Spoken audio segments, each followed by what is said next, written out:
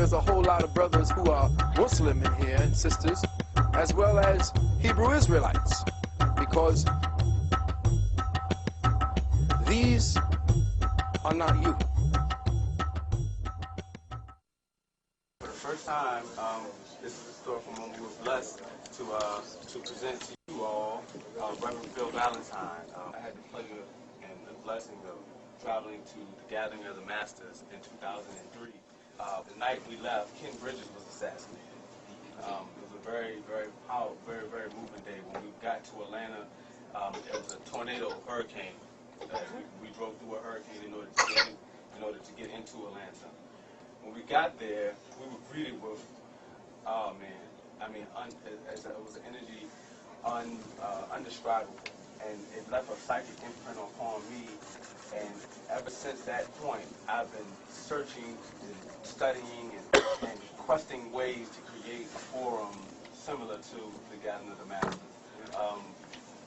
We were able to meet so many dynamic personalities, and Brother Phil was one of those brothers that greeted us and really gave a strong presentation. And ever since then, I've been buying the tapes and studying the lectures, and it's really changed my perception on much of the reality as we agree that it is.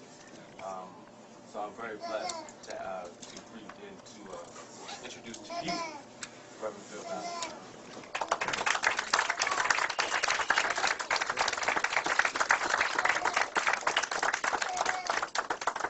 And let's keep it going for Brother Manifest, please, for all the work he's been doing.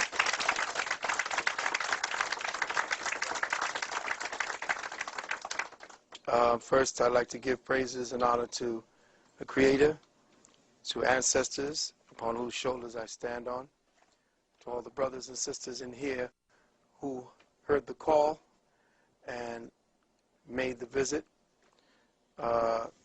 Big ups to Brother Del Jones and his queen, Sister Q, and all the works that are being done in this part of the world.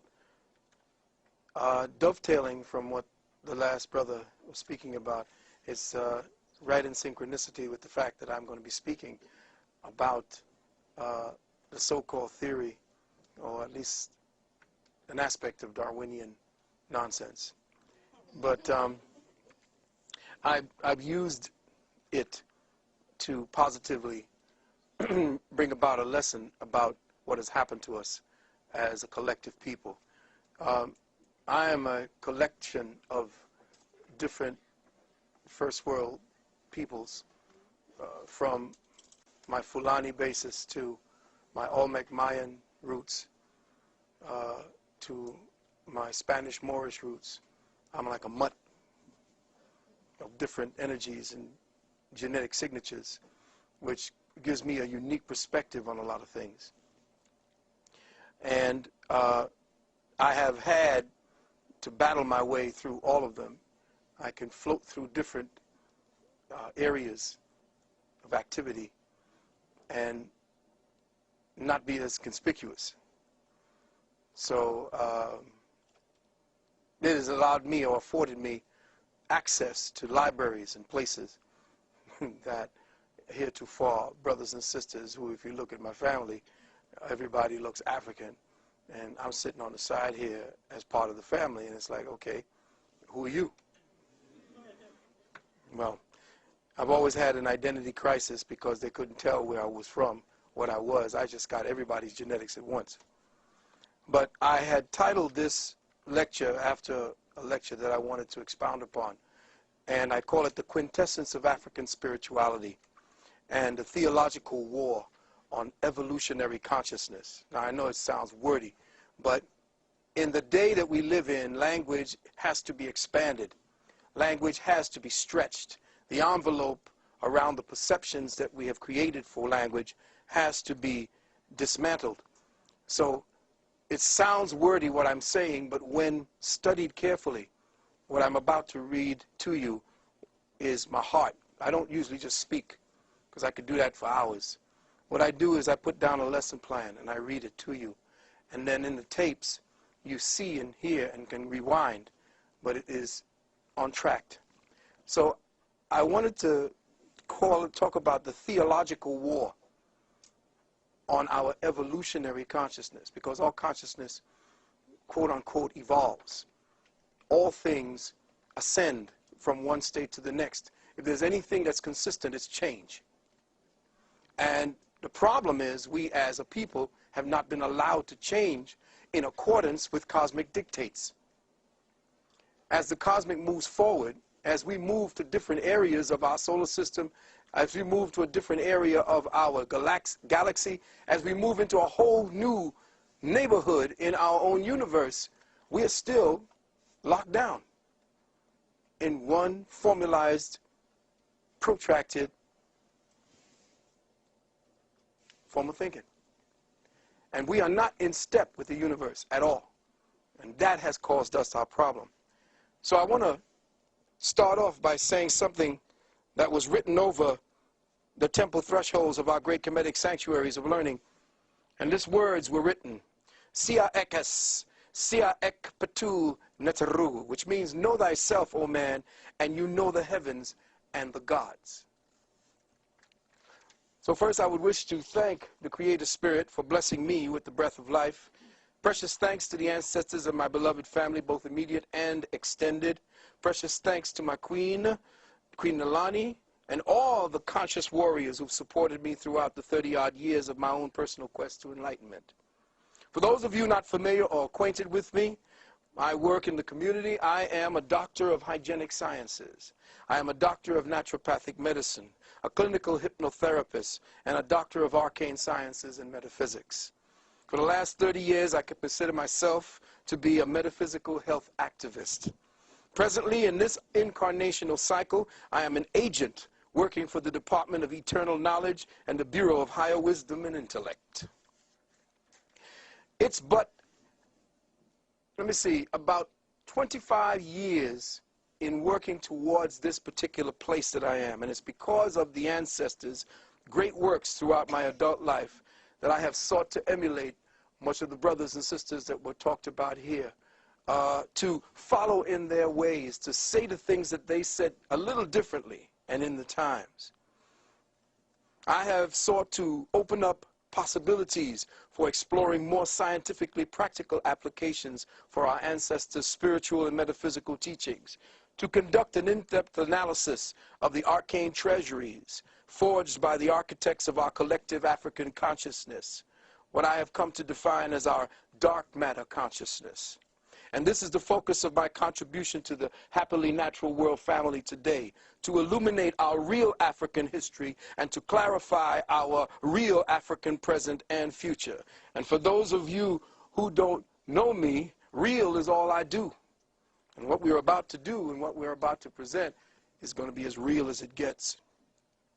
What we will explore today will focus on the ongoing protracted theological war that for over 1,000 years has been and still is being waged against African spiritual evolution, the resulting degenerative states of the collective African mind and its perverse expressions through the world's 3 dominant religions today. I have chosen to approach the subject of African spirituality from the time frame of its demise and its decline, and not from the time frame of its zenith. Let me say that again. I am going to approach African spirituality from the time of it falling head first into hell. I am not going to speak about it like we normally speak about it when we were building pyramids and creating religious artifacts and bringing spirituality to the world, because we already know that. We don't have an idea of how we have pummeled completely. We are completely in the mud. We have little vestiges of what it looks like, but we don't know who we are because we don't know what we have been and where we are at this present time. And I'm going to do some things, and I hope there's a whole lot of Christians in here. I hope there's a whole lot of brothers who are Muslim in here and sisters, as well as Hebrew Israelites, because these are not you. It's like, does this work?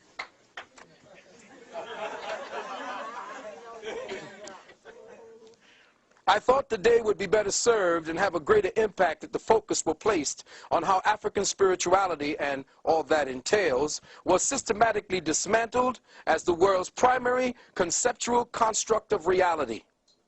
How it was attacked, the methodologies and strategies, how the surviving remnants were convoluted into the dogma of today's three major religions, mutilated and suppressed, and the psychological consequences its destruction has had on African peoples, in fact, all other indigenous peoples of the world today. Beloved, for the sake of clarity, I'd like it to be known that I am speaking about African spirituality in a purely abstract context, the qualifying word African simply being used as a marker to define an instance in the flow of human evolutionary consciousness. I'm speaking of African spirituality as a globally recognized exercise of the higher perceptual faculties in humanity, even before the continent we now call Africa became known as Africa, Al-Kibulan, Abyssinia.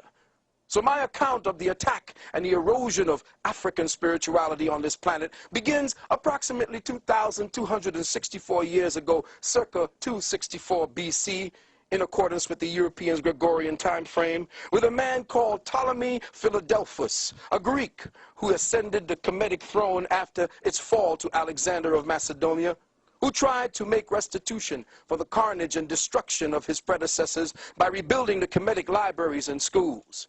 The reward he offered was great, anywhere between $10,000 and $30,000 at that time, per set of scrolls, the price depending on the in-depthness and thoroughness of the study submitted.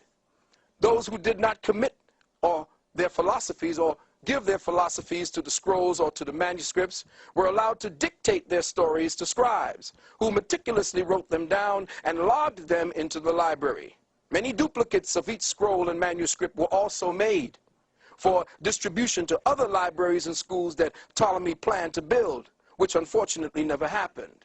All in all, Ptolemy secured before his reign, or during his reign, some 280 to 350,000 scrolls and manuscripts, constituting at that time what has to be and what was the most valuable collection of scientific and spiritual data in the known world. Ptolemy himself was said to have been a scholar of sorts, or at least he is a wannabe. But he had the same Greco-Roman delusions of grandeur, where he wanted to be declared a god. So he read many of the translated works in his library, and he discovered to his amazement that virtually all, of the many and diverse systems related to philosophy, religious practice, and the sacred sciences were literally based on one and the same conceptual principle. The evidence in the library showed without a doubt that all of the ancient sciences, religions, and philosophical writings were based on but one grand, and for our purposes here, African cosmological unity, which in itself had a legacy that pointed to a time even before most ancient, more African, let me just say, there is no place in the past that you could dig in that you will find your origin. Because you don't have an origin. You always was, always will be. And the problem is that every time we dig up and find Lucy, we're only finding a point in the reference of evolutionary consciousness. And that's where I'm going today. When we trace the evolutionary history of African spirituality to the time of its origins, we find documentation that reveals there was never a time that man was not. Let me say that again. There was never a time when man was not.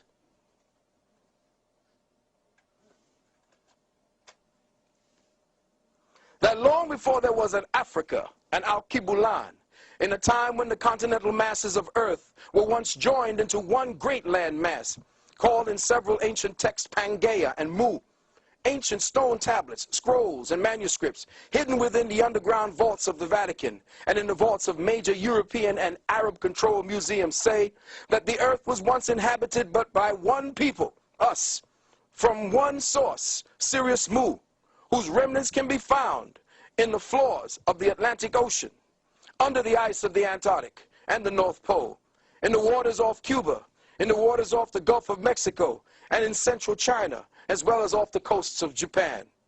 All of the above being remnants of a great global catastrophe, and that the survivors of this cataclysm were the indigenous peoples who today call themselves the Twi, the Bantu, the Yanomamo, the aboriginals of the so-called Americas, Amexem, off of the Fiji Islands, Papua New Guinea, and the Australian continent. The libraries of Alexandria showed that all the ancient religious philosophies were based entirely on the astrosophic principles of the grand cosmic cycles of unity. That all so-called races and nations of the earth, from the original blue-black, purple-black, to the brown-black, and yes, even the green-black melanated peoples, worship cosmic deity under one grand harmonious system. And here's a note. Akhenaten was not the first to postulatize to the notion of oneness of the Creator. He simply resurrected an ancient concept older than Kemet itself. Ptolemy unknowingly gathered together this evidence of the one original system of cosmic unity into one of the greatest centralized repositories of religious, spiritual, scientific, and metaphysical information known at that time. All the evidence showed that this grand unity of spiritual, theological, science, and worship prevailed in principle throughout ancient earth. That is, until the 4th century AD. Beloved brothers and sisters, mark this time very carefully and pay the closest attention, because it was in this century that what we now refer to as African spirituality came under the most relentless, brutal, and debilitating attack. The war against the arcane sciences of our ancient Afro-Kemetic masters, or better yet, the war against evolutionary consciousness, began under the organized leadership of a man named Constantine, the so-called Great. Constantine, the founder and first Pope Caesar of what became known as the Roman State Church of Christ and Christianity. Many historians claim that the first popes of Catholicism were black, and rightly so. But these men were royal appointees, rewarded for their part in making Constantine Caesar, like Pope Sylvester, who at that time was nothing more than a bishop of the Christosites in Rome. Now, believe it or not, beloved, black people today in the main haven't the vaguest clue, not one single clue in their present state of socialized consciousness, just what this Roman state church and its religion of bloodletting has done to the arcane archetypal essence of African spirituality worldwide, nor what its sustained influence has done and is still doing to African peoples over the last 500 years on this continent and throughout the worldwide diaspora. See, beloved, to study African spirituality in its proper context here in the contemporary world, you must first learn to recognize what it is not. The first step to enter over and understanding what African spirituality is to recognize what it is not. And we must see and study what it has become through its diverse mutations, through its theological derivations as Judaism, Islamism, New Ageism, and Christianism. Since all of these representative mutations came about as a result, a direct result of conquest, and a brutally traumatic conversion process that specifically targeted the African spiritual mindset, warping and contorting its cosmic focus away from our original scientific teachings of the abstract, unitary, astrosophic principles of cosmic law. As a result of this theological mutations and their influence taking precedence, the quintessence of African spirituality now lies comatose, buried within the ecclesiastical dogma of a theopsychotic thought complex. And how has this pathological thought complex propagated across the globe? Well, as I've always said, like a disease, it happened in degrees. With the creation of this new state church, the confounding fathers of this new religion went all out to assure the success of their new enterprise. And what did they do? They set about suppressing and destroying all other existing competition. And so off to Alexandria they went, where they skillfully interpolated what they wanted from the treasuries of that library. And what did they do? They copied the scrolls of Hessus from the Druids. They copied the story of Krishna from the Dravidian manuscript. Gerald Massey found hundreds of similarities between Jesus and Krishna. They copied the story of Orpheus from the Etruscans, the story of Mithras from the Persians, who we call Chris. They copied the story of Bel Minor from the Chaldeans. They copied the story of Iao, from the ancient EU people, from which the northern Caucasoid race called the Khazars plagiarized and renamed themselves Jews when their king converted in the 7th century. They copied the mythos of Jason and the Argonauts from the Greeks. They copied Jess, the Redeemer, from the Phoenicians, Tammuz, Bacchus, Dionysus, Hercules. But just as important as their plagiarization of Krishna, they outright stole the entire story of Heru from the Kemites. Heru the Redeemer. Gerald Massey again found 137 similarities between Jesus and Horus. Each and every one of the above characters and more, from different ages and time periods, all were known as the Christ or the Christ or the Anointed One. With the creation of this new state church, they also copied the story of Hercules, which was Set. When Set and Horus came together, Horus rose and set in the west.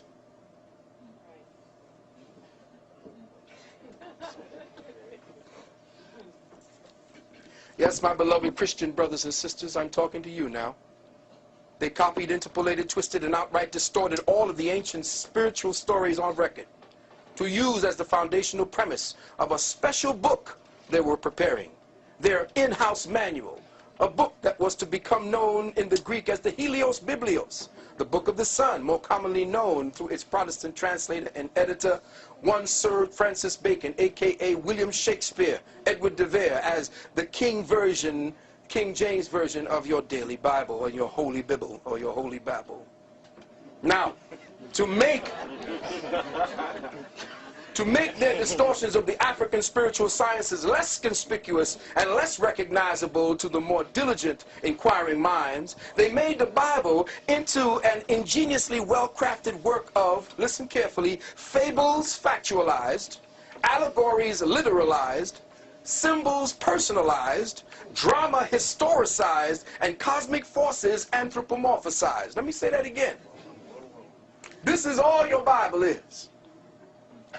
Fables factualized, allegories literalized, symbols personalized, drama historicized, and cosmic forces anthropomorphized.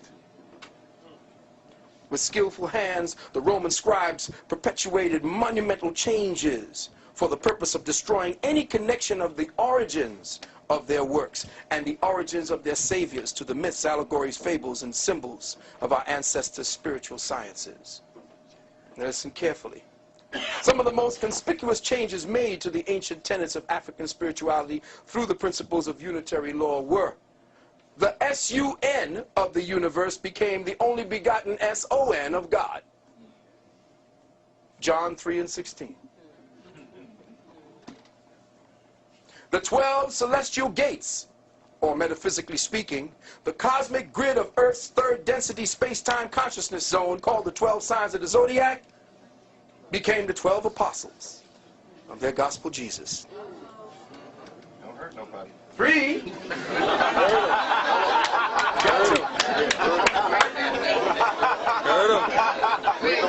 Bring the pain. I gotta hurt some Christians up in here today. I'm sorry. Bring the pain. Sometimes the truth cuts, you know, but it takes a little time to bleed. You may go home and all of a sudden you're starting to bleed. And what happened? 3.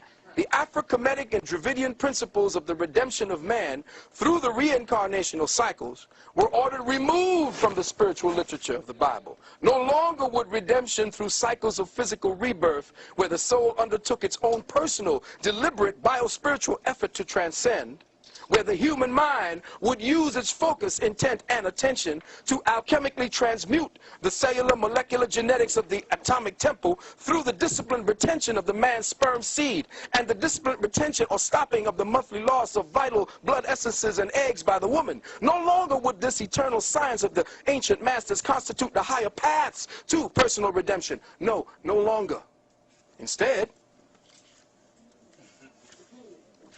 redemption, according to the Roman State Church, became a vicarious and literal blood sacrifice, a blood-bathing, blood-drinking, blood-washing process where any criminal, be he murderer, child molester, lawyer, or political despot, could be cleansed of all their evil and sin and achieve unilateral forgiveness and absolution. The one condition for this ticket to paradise being that they only have to be washed in the blood, accept and believe in a personal Savior who was brutally murdered and then physically resurrected to save all our asses. All of this on your behalf. Mark 6 and 16.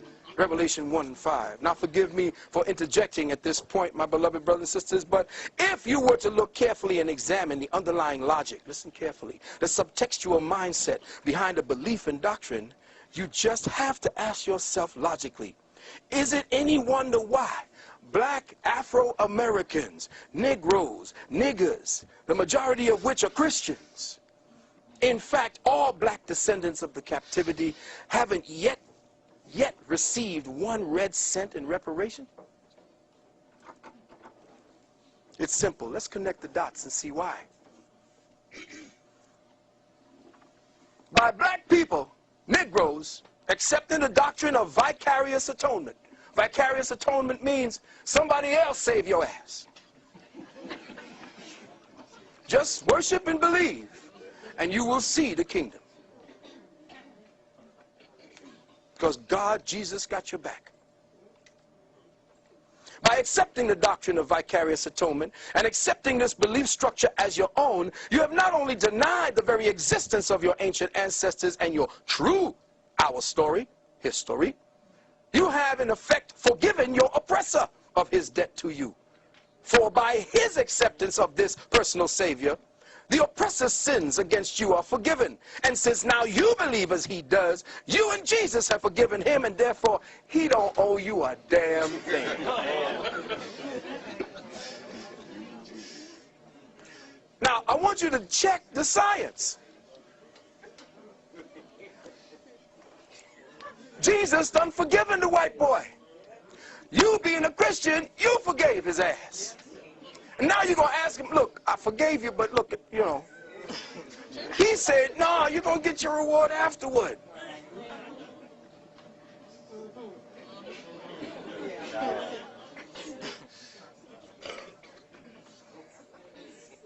Now remember, since Jesus the Christ is a fable, and your government is one nation under that fable, their God, your acceptance of his existence puts you into the fable or the speculation as well. Thus, you have no history, no ancestors, no nation, but the one you have now believed you. Now, this one thing you have, the one you now have, the one he gave to you through your acceptance of the fabled Lord Jesus Christ. Once you say, I am washed in the blood, that's the blood of your ancestors. This is what the metaphysical underground calls being caught up in the matrix. You see, indigenous melanated people do not see that the European has structured his present paradigm after the Shatar law of the imposter Jew. This government is a quasi-theocracy where your belief in the system makes it real. At its core, the government is a fable, a fiction.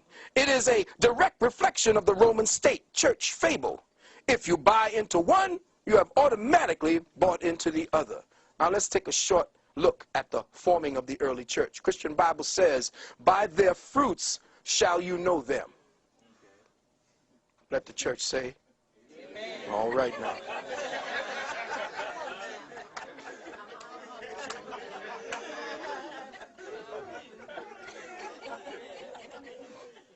All forms of Christianity practiced around the world stem from but one root. Let me say that again. all forms of Christianity today, practiced around the world, stem from but one root. And regardless of what you may think by those you professing, you could be Anglican, you could be Baptist, you could be all of it. All Christianity is guilty by association, because all forms of Christianity is Roman. Its root, the root of Christendom, is in the Vatican and Rome.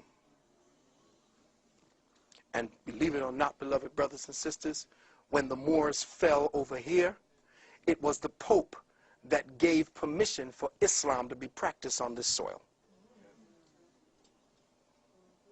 Let me repeat that again, because a lot of my brothers, being a Moor myself, that was a little hard for me to swallow when I heard that. Muslim religion, quote unquote, Islam, the Pope gave permission for it, just like the Pope had to give permission for Nam Myoho Renge Kyo to be practiced here as well. Because the Pope is the ruler of the planet, period. He overrules all law, period.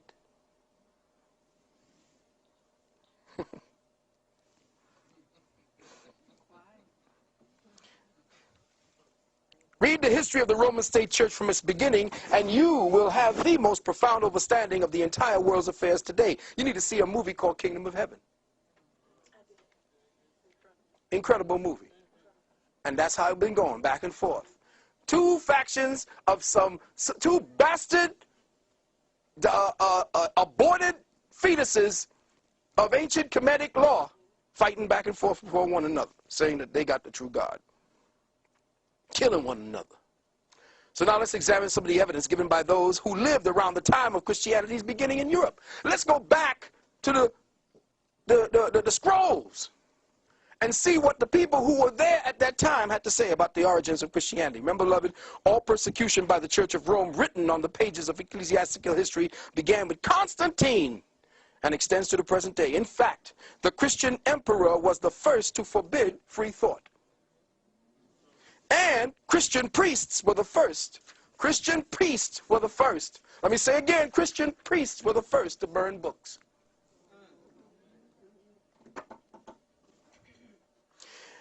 In a group of writings called the Hibbert Lectures, and you can go back, I'm going to give you the proof. The Hibbert Lectures, a man named Renan, R-E-N-A-N, translates the following. He says, quote, "We search in vain through the collection of Roman laws before Constantine for any enactment aimed against free thought, or in the entire history of the emperors for the persecution of abstract doctrine. Not a single savant was disturbed. Men whom the Middle Ages would have burned, such as Galen, Lucian, Plotinus, all lived in peace, protected by Roman law." In other words, before Constantine came, free thought, which was one of the thinking processes handed down, or the way to think handed down from your ancient African ancestors, was the order of the day. T.W. Dewan, you need to get his book called Bible Myths. This is page 434. Quote, "It was a common practice," listen Christians, "it was a common practice among the early Christian fathers and saints to lie and deceive if their lies and deceit helped the cause of their church," end quote. Lactantius, the eminent Christian author of his time, wrote, and I quote, "Among those who seek power and gain from their religion, there will never be wanting the inclination to forge and lie from it by the church." From Count Volney, Ruin of Empire, Dr. John Henry Clark talked about that book. Page 177. It says, "We see an account." Now check it out. This guy's name in Count Volney's Ruins of Empire, a man named Nazianzus, N-A-Z-I, take that one in, A-N-Z-U-S, writing in the Scholar of Rome, he says, quote, "A little jargon is all that is necessary to impose on the people." Listen carefully. A little jargon is all that is necessary to impose on the people. The less they comprehend, the more they admire. Let me say that again. The less they comprehend, 50 Cent, the more they admire.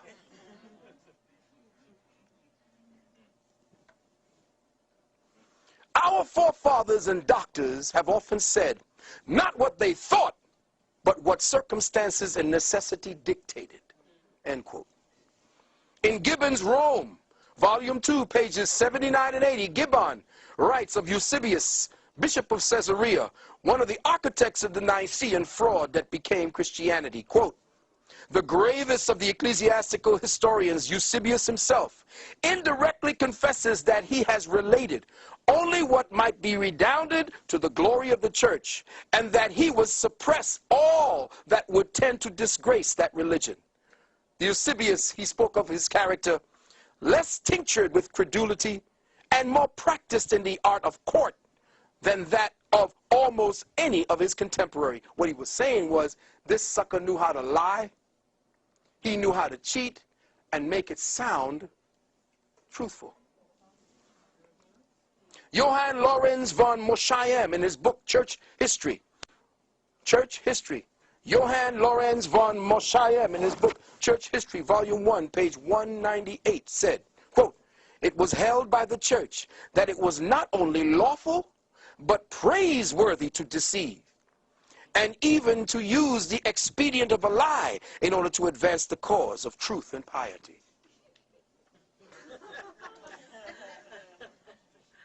The historian Besobre, in his history, this is French history, Histoire de Manichee, he says, we see in the history of Christianity, of which I have related, a sort of hypocrisy that has been perhaps too common at this time. That churchmen, listen, not only do not say what they think, but do say the direct opposite of what they think. Philosophers in their cabinets, out of them they are content with fables, though they know well they are fables. Nay, even more, they deliver honest men to the executioner for having uttered what they themselves know to be the truth. How many pagans and atheists have tortured and burned holy men under the pretext of heresy?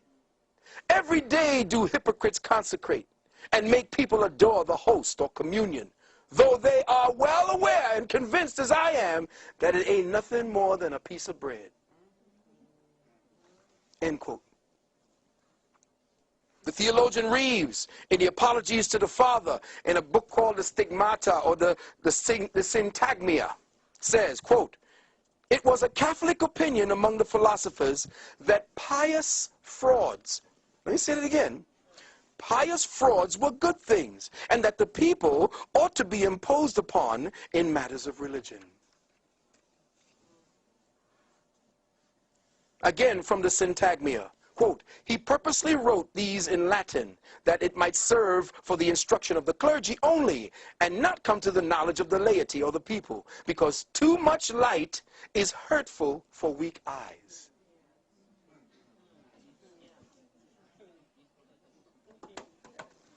T.W. Dewan, again, there can be no doubt, listen carefully, from the evidence found, that had the objections of Porphyry, Heraclius, Celsus, and other opponents of the Christian faith been permitted to come down to us, the plagiarism of the Christian scriptures from previously existing pagan documents is the specific charge they would have resented or presented by us, or to us. These works were ordered burned by the Christian emperors. And now, beloved, in the final stages of my contribution to this theme, I would like to offer the following. And I'm a little reticent about having to use the following example as a qualifier for what I have presented, but in this case, necessity overrules prudence. In his book, Origin of Species, Charles Darwin spoke about a man who took care of a large flock of birds, namely pigeons. Now listen carefully.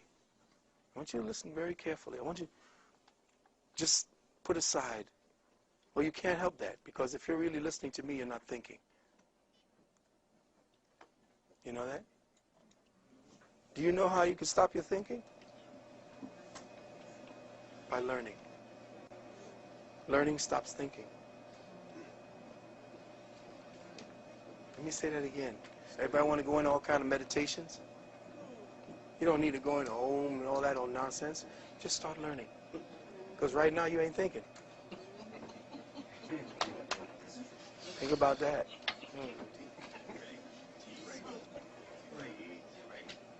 Now you know how they got you. Because the problem is that you don't understand as African peoples, as melanated peoples, that the greatest wealth that you pay to this devil is your attention. Because that's what they ask you to do. What? Pay attention. That's right. So now you're paying attention, they're getting wealthy. It's when you stop paying attention that they kill a few of y'all. Black boy gets shot by police 27 times. Now they got your attention. Now you're off the spiritual path and you're thinking along their path. Now, if you're going to sit down and cry about it, then you're dead. Go ahead and kill the man who killed that boy, then you're all right. Say it again. But don't sit back and, oh my God, oh my God. Do something about it and then go back to thinking.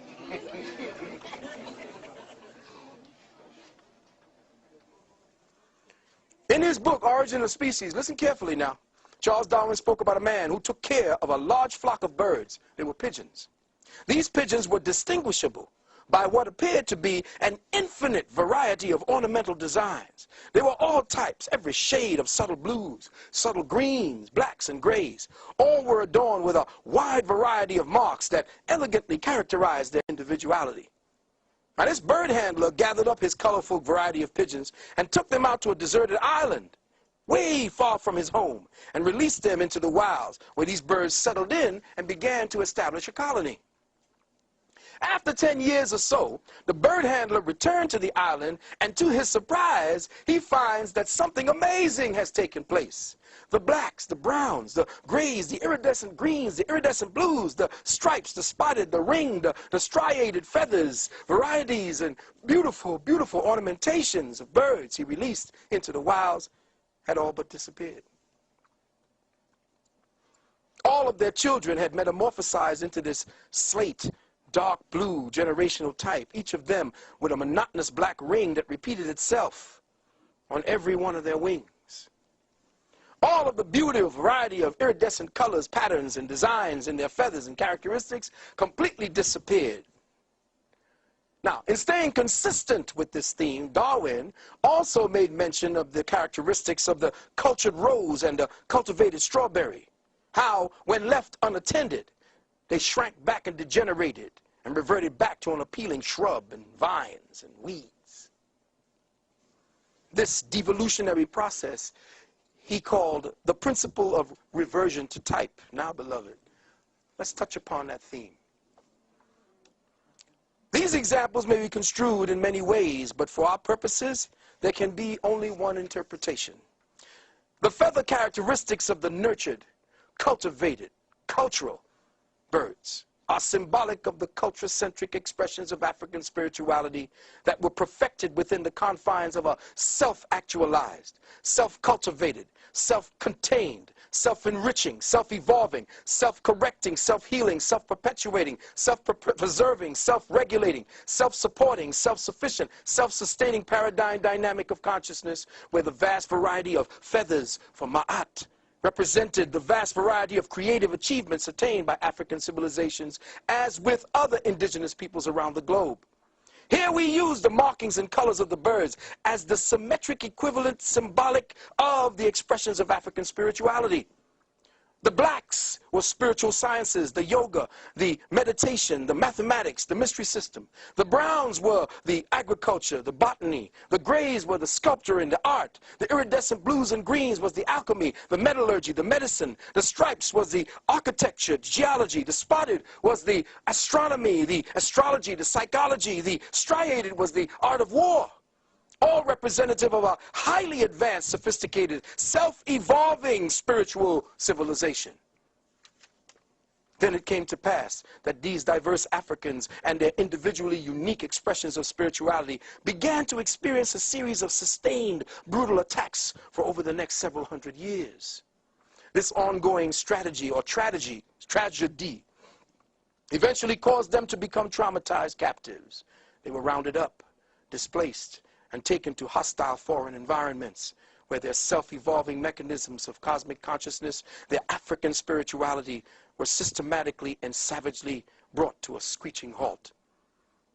What once constituted an internal dynamic of self-evolved energy that was used by the African mind for the development of higher awareness became a pathological fight or flight survival response to hostile environments. Within us as captives, the higher African spiritual mindset began to atrophy, began to degenerate for a lack of a sustained attention, utilization, and focus. Diasporic Africans, unbeknownst to the majority of us, began to devolve spiritually over the subsequent 20 to 25 generations. We began to revert back to a type, that is, a type of African never before witnessed or experienced by ourselves. A new type of African was created, a religious African.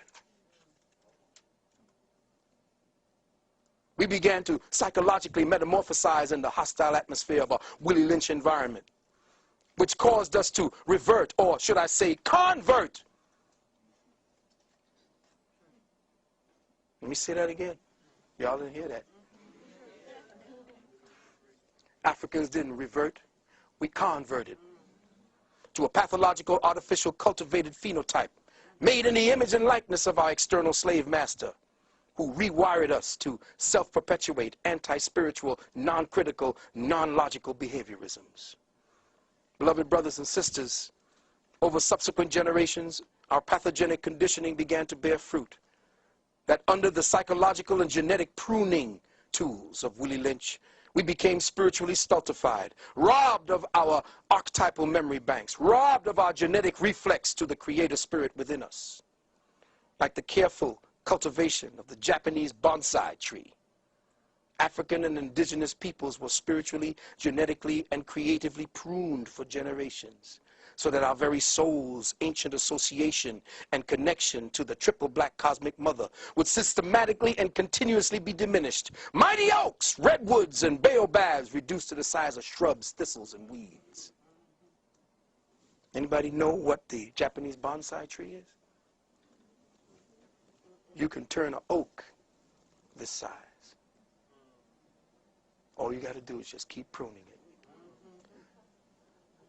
And that's who we are. Well-pruned bonsais. And to seal the bargain, to shut the door forever, the slave master pruner taught and conditioned the traumatized African mind to supplant his natural, abstract, metaphysically reflexive, inquiring mind with that of the non-critical, non-questioning, non-analytical functionism of the religiously indoctrinated mind. With reference to the examples given above about the rose, the strawberry, and the birds, African spiritual scientists were actually and acutely aware of this fact called the principle of reversion to type. They considered it in every real work that they have ever done. They always knew that man would revert back to type if he did not keep his culture. This they describe in their depictions of the tenuous polarity of equilibrium between Set and Heru, between Set and Osiris Osar. You see, these were cosmic forces that represented a form of gravitation felt between the higher and lower natures of man. Heru, Set, all of these were not people. Just like no man, no woman, no nothing ever existed in the Bible or in the Quran. Oh, man. Tell a Christian he didn't have a history. Tell a Muslim that nothing like that ever existed.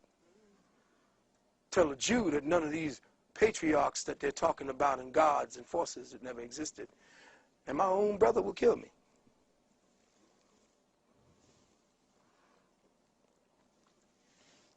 Our ancestors saw this tendency towards chaos, atrophy, disequilibrium, and degeneration as a deeply rooted active principle that they had to resist, because an overindulgence in their lower natures kept them trapped within continuous cycles of regeneration and reincarnation. All that said, when looking at ourselves today, how do we describe what we see? How do we describe and define this new paradigm mutation of the archetypal African spirit? Who is this pathogenic devolution of African spirituality?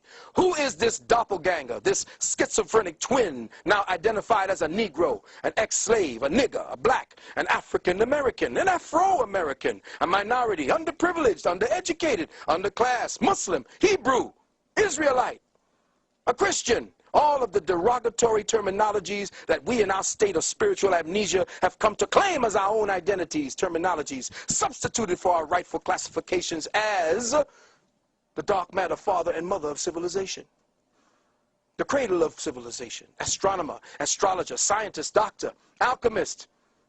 But you're a Christian now.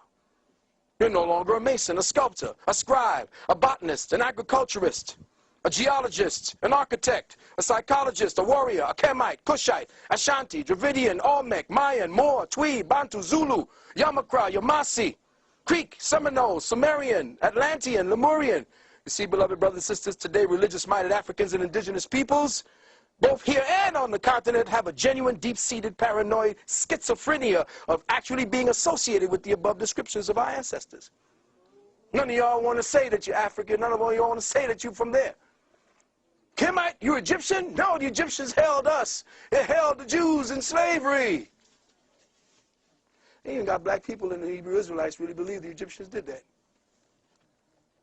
But if they look at their books, the Jews have always been in bondage because Jews, quote unquote, in the Bible never existed. The Jew is simply matter. Let me say that again. The Jew simply means matter. That which is bound up in matter. That which is bound up on the third density. So Jews always going to be in captivity. Because Jews represent the spirit bound in matter. That's it. No big to do. No great big story to go. No worry about parting the waves and all that bullshit. The Red Sea is your blood. The Israelites are your genetics. Most religious-minded black people have developed disassociative mentalities and get rabidly indignant if you dare to say that they are Africans 500 years removed. Negroes like Stanley Crouch, who know for an unequivocal fact that they are Americans. Always were and always have been. But this dissociative mindset is the result of the genetically implanted trauma-based hypnotic suggestions forced into our recently shocked and injured psyches by the doctrine of Willie Lynchism. Hypnotic suggestions that mold the religious mind conditions you to see this type of dissociative mentality as normal. When I say that I am African or I am indigenous, if I am this, that is somehow insanity. Africans who worship or at least recognize their ancestors in current Africa are said to be covenanted with demons.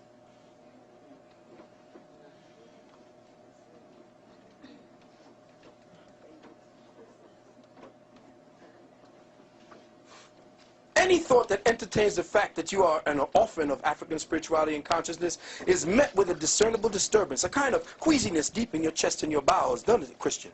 Isn't that how you feel, Christian? You feel a kind of queasiness when I say you're African. You kind of start getting upset because the Jesus demon starts working you. This is the artificially created, fragmented psyche kicking in. The altered state artificially created by trauma and the combination of hypnotic suggestion. So when I say to your religious mind, that altered fragment of your traumatized African psyche, that no such person as the God-man Jesus ever existed, no apostles, no Moses, no Paul, no John the Baptist, no Adam, no Eve, no Noah, no Mary, no Joseph, no Isaiah, no John the Revelator ever walked amongst your true historical ancestors in the flesh, immediately your learned, hypnotic-induced defense mechanisms kick in and forces a complete shutdown of all critical thought and thinking, causing a complete theocratic blame lock. Ooh.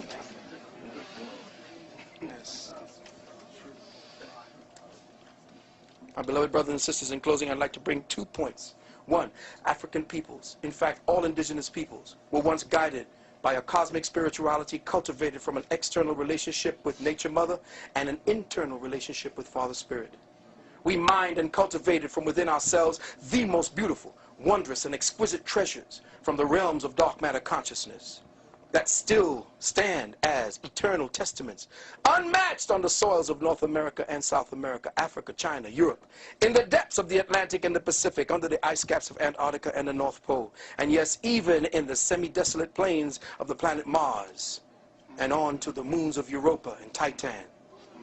These monuments, carvings, and papyri persist as eternal declarations of the quintessential creative African spirit.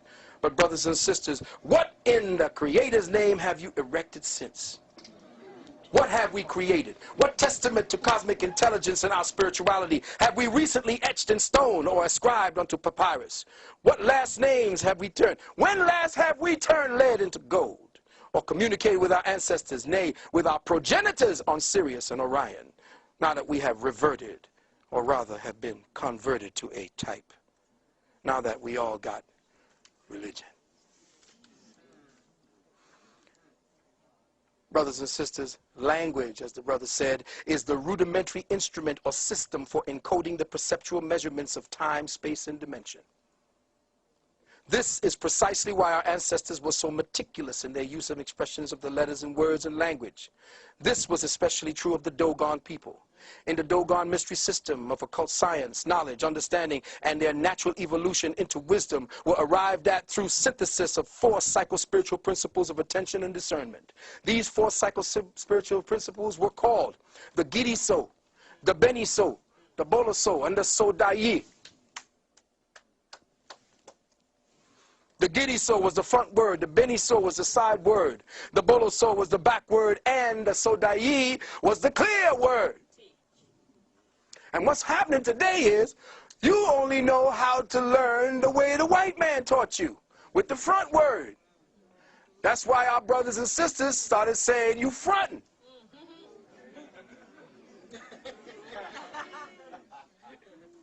Because your people used to say, listen to what they said, see the front word, and then look at it from the side, and then look at it from the back, and say, you full of shit. Because all of what you have said don't jive. It ain't 360. That's why they took your tongue, like the brother said. Because it was not the clear word. After the 3 sides were seen, then it was clarity. And there is no clarity in this language. That's why I have to use all kinds of weird, different kinds of interpolated, patched together words to get you to enter and understand what it is I'm talking about. Who is this crazy motherfucker talking this nonsense? If you go back on the tape and listen to the tape, it's like, what the hell did he say again? Rewind that. These 4 vibrations or variations in the operative use of focus, attention, and understanding constitute the most precise and complete use of the cognitive powers of the brain for the comprehending of the true meaning of a given or expressed reality. It is processing reality in 3 dimensions. No word, letter, or gesture is taken for granted or simply at its face value, because observing a phenomenon from the front, side, and back allows the brain cognitive instruments to geometrically triangulate the essence of the subject. And you think in geometric terms.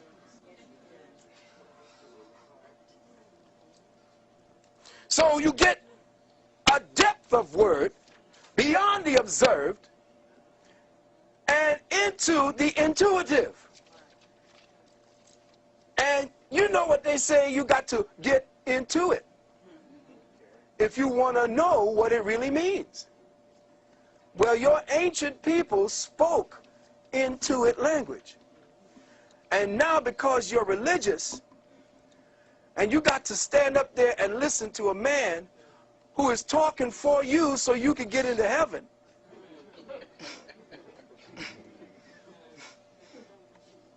Now that's some deep shit. You gotta think about that. That's right.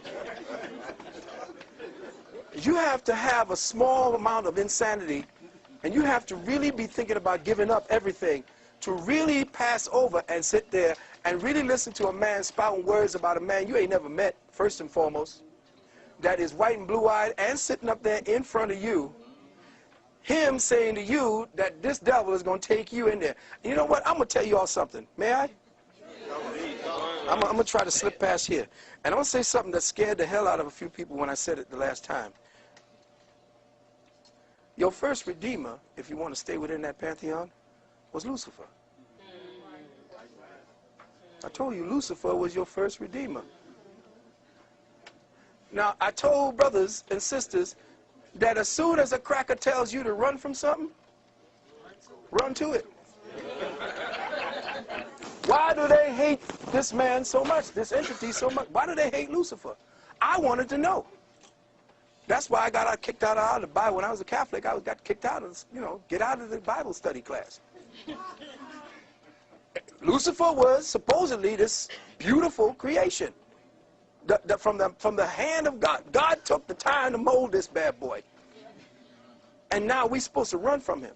His name, Lucifer. Light. That's why they named Lucy, Lucy.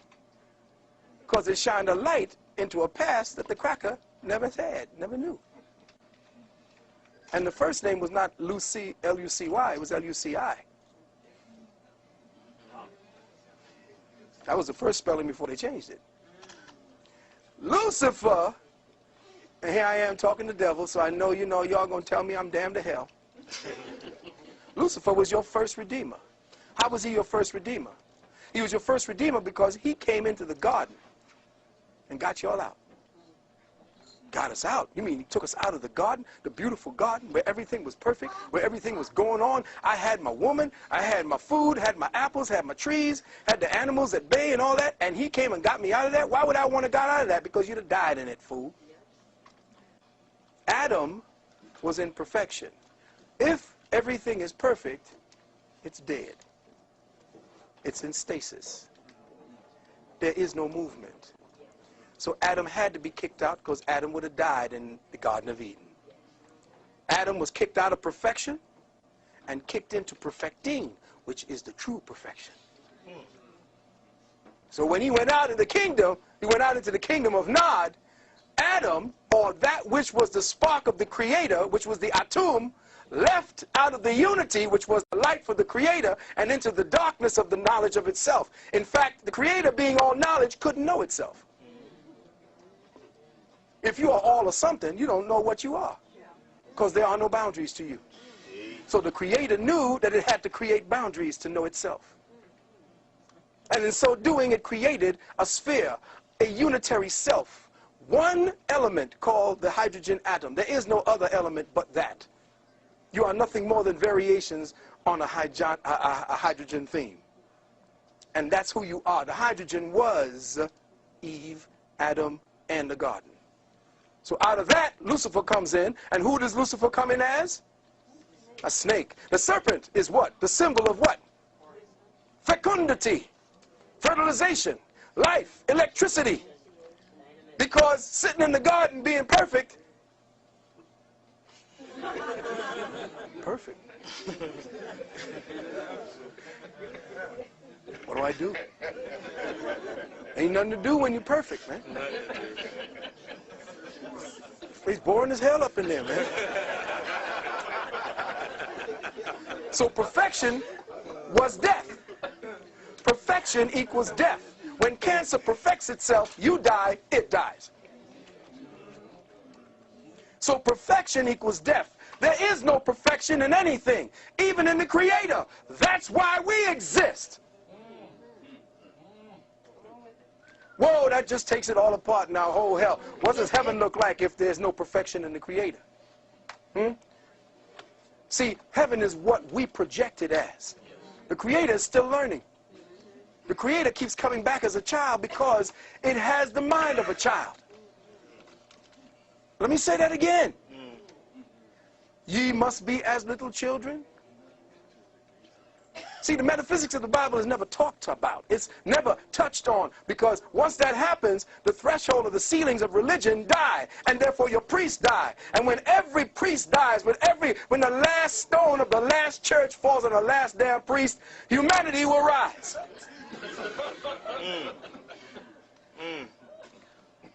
So until we understand that perfection equals death, And that we as African peoples fell to this plane in order to perfect God. Now you know you got a job.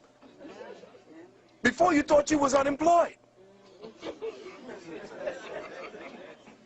But you got a job. J-O-B, Job. Job is one of the most powerful books in the Bible. Why? Because it talks about the air sign. The air sign is Job. See, the Bible is broken down into 4 different elements: fire, air, water, and earth. And you could tell which one of the scribes were living in which age by what he called God.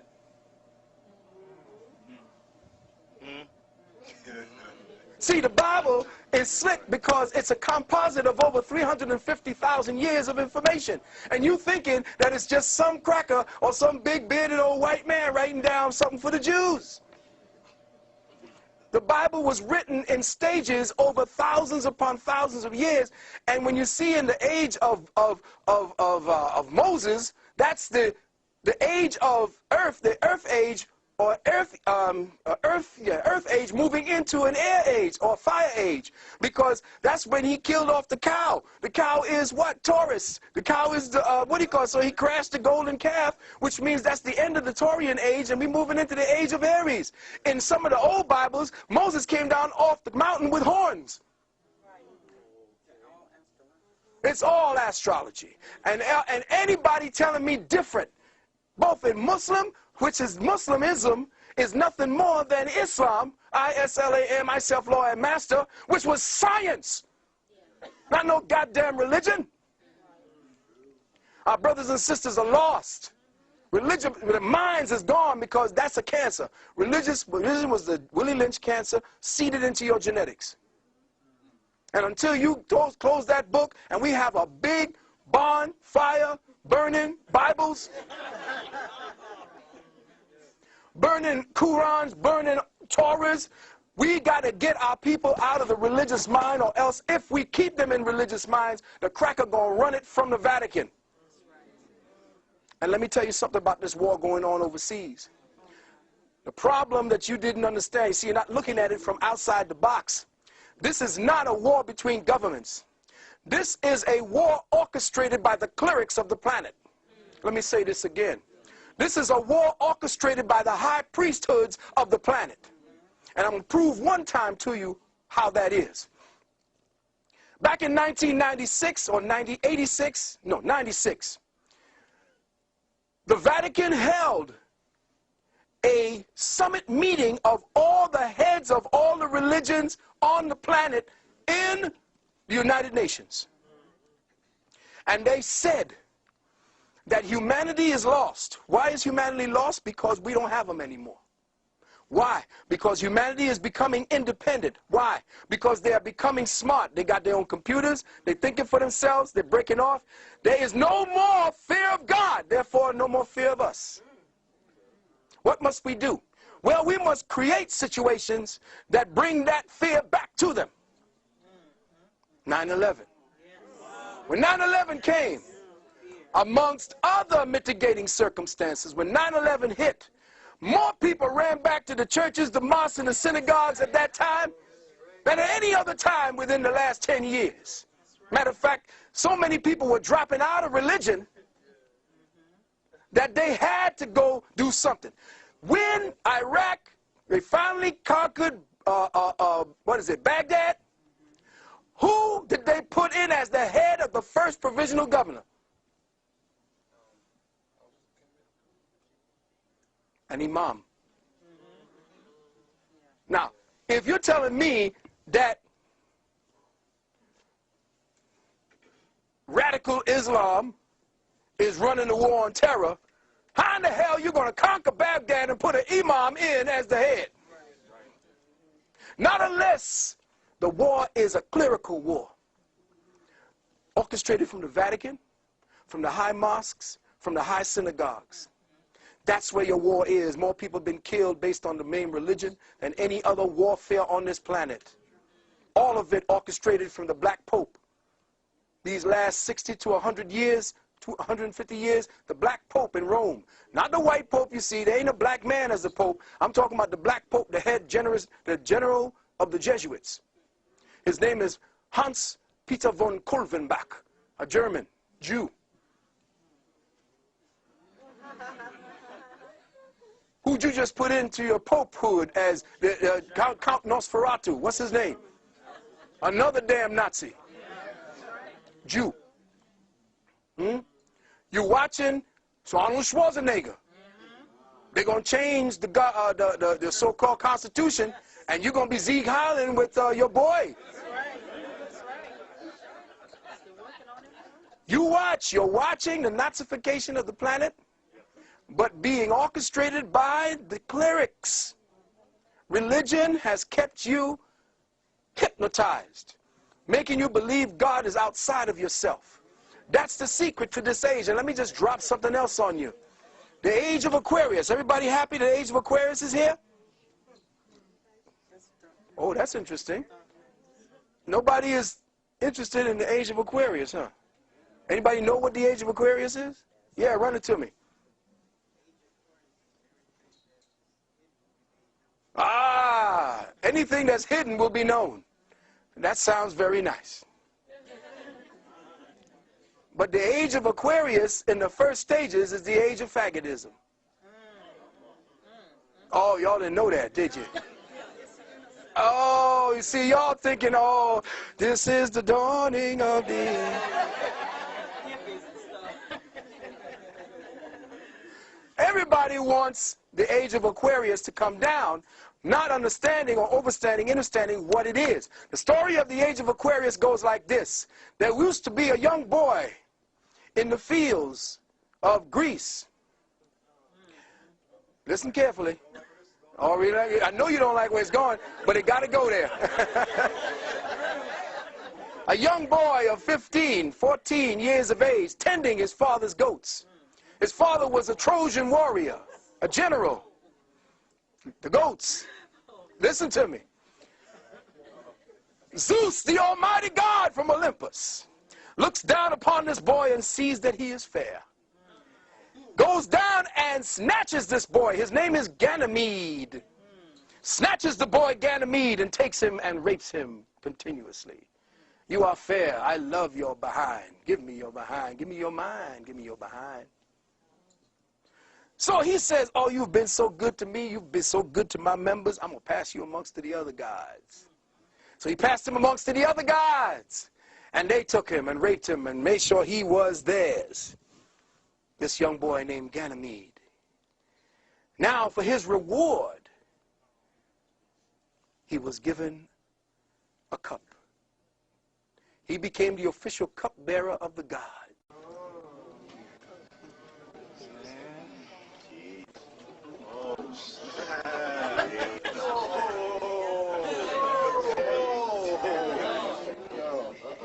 So, there are little things, this is just little things. I'm just scratching on the surface to try to get you all caught up. Now, I know I came from Christianity to consciousness lockdown. All of it now is an interplay. All of it is an interplay for your whole lockdown.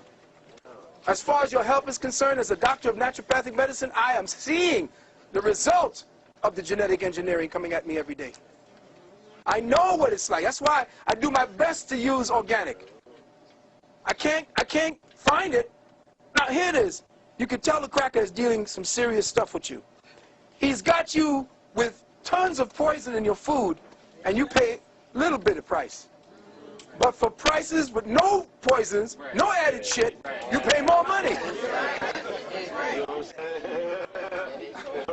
Something wrong with that there.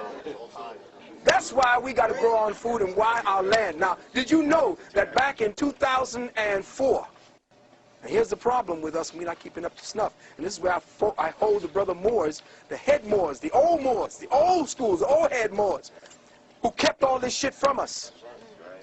Do you know in 2004, all the lands that we call the United States, because the United States is not a country, it's a corporation. And it's a corporation belonging to King George. And King George fought the Revolutionary War against us, not to fight us so we could keep the land, but to get us into his corporation. Because he was not only king of England at the time, he was king of France. The United States was his corporation. And your boy Benny Franklin and the rest of those bastards were all part of the aristocracy of England. Do you know that the art of war and Sun Tzu was one of your signers of the Declaration of Independence? I mean, and all that shit? Because they were there, they used that same tactics. Sun Tzu's art of war became the catechism of the Jesuits. You talking about my constitutional rights. Nigga, you wasn't there when they signed it. You can't ask for no rights from Constitution because you're part of the fiction. And if you're part of the fiction, then you're going down with the fiction. Unless you come out of the fiction and reclaim your name and take that straw man back from the jurisdiction of the state, you're going in with everybody else. The fiction is over. Now they got the people set in place. They got cells called the Mitzrayim right here on your soil. It's over 150,000 soldiers trained by the Mossad, cells of terror, waiting to wreak havoc on your soil. And they are all polished. They all cells waiting to attack. That's why they got to give you a serious crackdown at this point. It's got to be heavy at this point because you all are complacent, you're ripe, you're ready, you're juicy, you're fruity. You're too busy ready with your bling. They don't give a shit. They're coming after you now. If you don't know, you say about give up your gun for a hamburger or some shit. No, clean your gun. Quick question. Yeah, my question is, Phil, it's like, this is excellent. I'm enjoying it. What does the average person do who's working a job, who's living here? Do they leave the country? Do they start growing their food? Do they catch the mothership up? Do they go into their first eye and come out on the third eye? So in practical terms, you know, let's just say, for people in this room, do we form a bank and then, you know, buy half of an island somewhere? What do you recommend? Because most people, like you said, they're going to, if this does happen, they're going to be put in prison, they're going to die, they're going to starve. So what do you recommend? What do you see, based on history, what do you see the people who have been assaulted and insulted like us, what have they done to escape or to elevate out of this? Okay, that's a very good question. And I got to say, it ain't happening. It's all dead. And I'm going to say this. The only time people going to wake up is when shit hits the fan. No change, no revolution starts from the top down. The Revolutionary War was fought with 1/3 the population. The rest of them sat back and had picnics watching the shit from the field. War, as you see it, getting ready to come down on the people right now, unless the people become uncomfortable with their present condition, nothing's happening. Until they start feeling the pain, nothing's happening. It's when a spark takes up. As soon as all this shit is no longer relevant and the people are burning and going after not just their homes, but the crackers' homes, until you start seeing the police, all who are ready for your ass, been ready for the last 25 years. This is what brothers have been telling me who've been coming back in training out in the Midwest, in urban warfare, house-to-house shit, telling me they got some shit for our asses. Until the people say enough, nothing ain't getting done. And remember, if you're thinking about leaving to go someplace else, I say no matter where you go, there you are. It don't matter where you go, it's all over. Right? Everywhere you go, I went to London, it's there. These crackers are in there with their guns. Every place you got a system in place that matches the cracker's own mentality, he has it in lockdown. Like Deborah says, it's now becoming too much for us, for him to handle. He can't handle all these Negroes. There's too much of them, and he ain't reproducing. He's got cells now of artificial wombs where he's growing a whole nother generation of crackers. This is real. So for me to say to you, okay, drop everything, get rid of your job, get a weapon, go off into the mountains and get ready. Grow your own food, get a book on agriculture, don't worry about what you look like. Start thinking about 5 sofa ahead. Start picking up organic, therapeutic grade essential oils, because that's the way you're going to be able to deal with all of the diseases and sicknesses. There's one that I use called Thieves. This was a formula that they used to use when they were robbing the graves during the plagues. And when they caught up with the robbers, they were saying, well, how come you ain't sick? He said, well, we use these oils. I got those oils if you want to deal with them. These are some of the things you can only do to get prepared. But to tell a person, stop working, stop doing this, it's like trying to stop a truck, Mack truck, fully loaded, going downhill with no brakes. Brothers and sisters are too locked into their paradigm. The majority of us here would not just get together, let's get a pool, let's get some money together. But hell, money ain't going to be worth shit.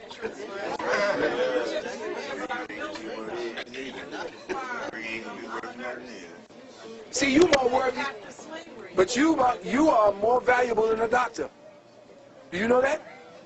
A nurse, yeah, well, they found out that during the nuclear holocaust, who would be the most noteworthy people that you would want to keep around? Consensus said doctors were doctors is useless.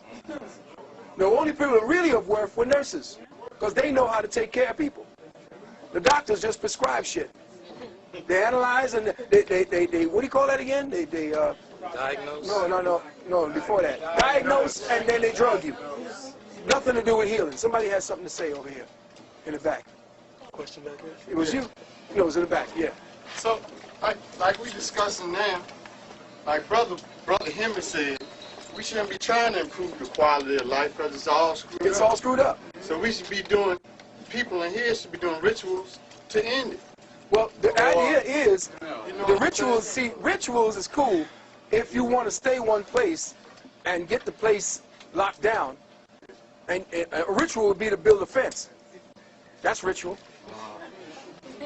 But if you want a ritual to deal with it, then get yourself clear of all the things that you're going to lose.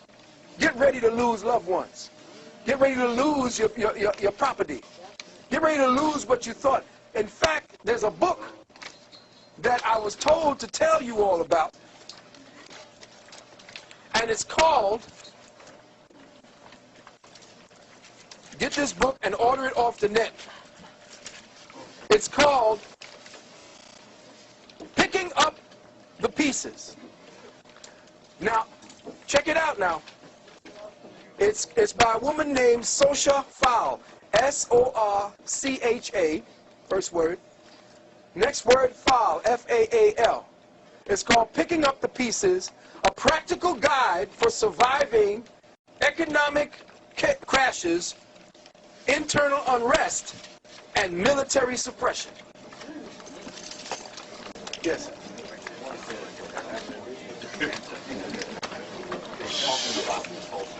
Yeah. One of the things that is great not to get all bent out of shape about what they're doing. If it doesn't, people are going downhill. Yeah. It's got to happen just like you said, come out of the Garden of Eden. Black people, the way they're going right now, they're going to basically, it's not going to be good. They got to be woken up some kind of way, and no other way is going to work. It's can't. But, Yeah. but the thing that they're also saying is that, well, nothing can be lost.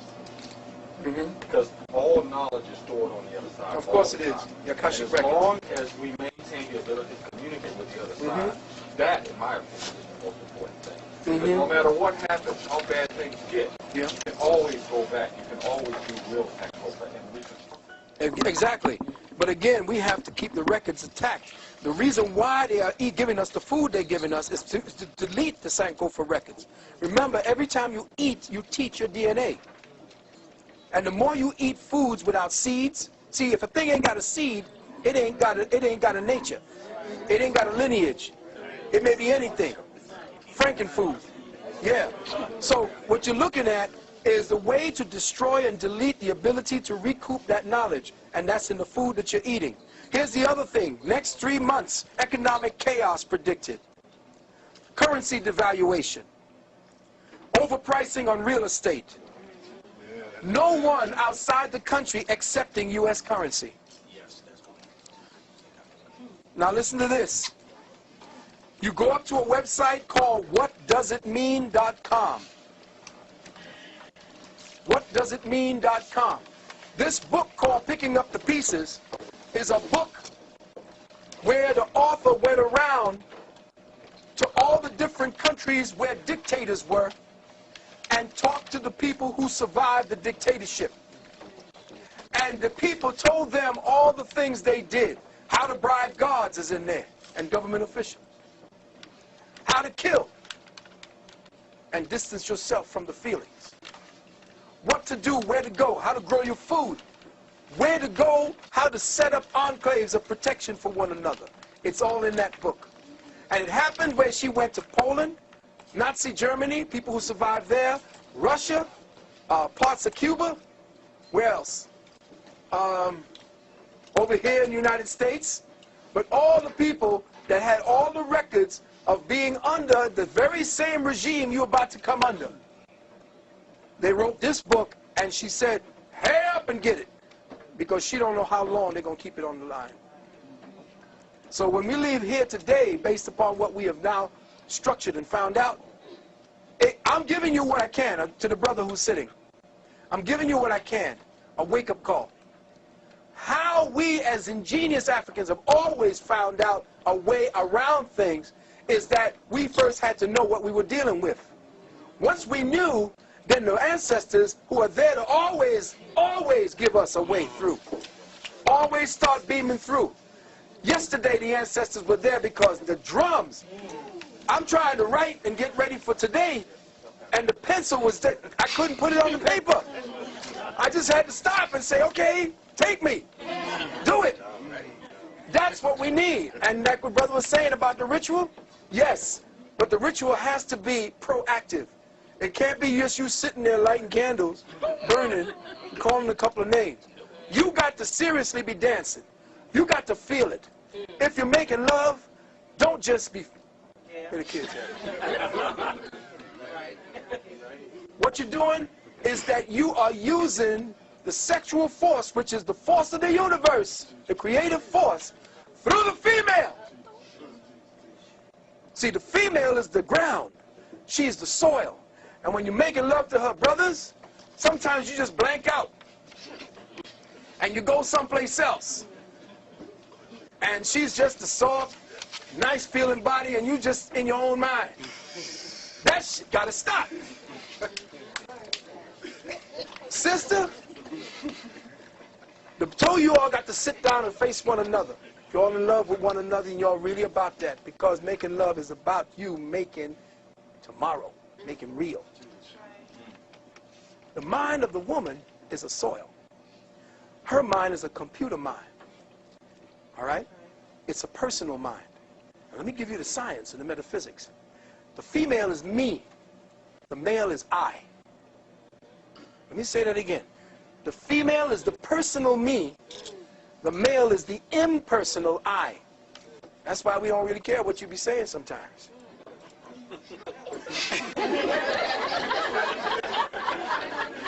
Hey, listen, am I being real or what now? That's right. That's right. It's like, yeah, okay, What was that? Okay, baby. Yeah. Okay, baby, yeah. Yeah, okay, I'll take care of it right away. The reason for that is if we are personal with you, we can't pay attention to the dangers outside. See, our minds have to be one way. We're wired to provide and protect. They hate us for that now, the feminists, those who wish they were men, the jealous ones, the rug munchers, all of them. Those are the ones who hate the masculine principle. They don't like the dynamic of the man. They hate it, and they have been putting out on the television and movies to destroy it. And the more a woman takes on that, she is now praised. The reason why the male must prevail in provider-protector instincts, which is what they're taking away from our school curriculum. They're turning the boys into little girls. They have to sit like little girls. They have to act like little girls. Boys ain't girls. From the time they're 6 months of age, they have testosterone flowing through their system, which is another reason why you can't be giving your boy children soy. That's why you're turning out all these faggots. And stop worrying about your boys. You know, let the boy cry first 6 years, and then give him to the father. And you fathers out there, it's time for you to start stepping up, because those are the warriors of tomorrow that's going to take your goddamn fat out the fire. And if you ain't training your son to be a killer and a warrior and a provider and a protector and a father, all of what's necessary for tomorrow, then you ain't no damn good, and they might as well cut your lineage right there. So the idea of what's getting ready to come down now is that between you and me, sister, making love ain't just about getting some nuts off anymore. Making love is one of the most powerful energies out there, but they got you doing it for all the wrong reasons, with all the wrong reasons in mind. And see, the thing is, crackers need the sex energy to keep the diversion away from the spiritual energy. You can make love spiritually. Now, the thing is, the personal me is what is the magnetic force that takes the impersonal I energy and manifests it through her mind. Now, you sit down with your queen, or whatever queen you have with you, because it don't matter right now. If there's a sister and a brother, and sisters, I'm up against the wall, but I know the whole manifested universe is polygamist.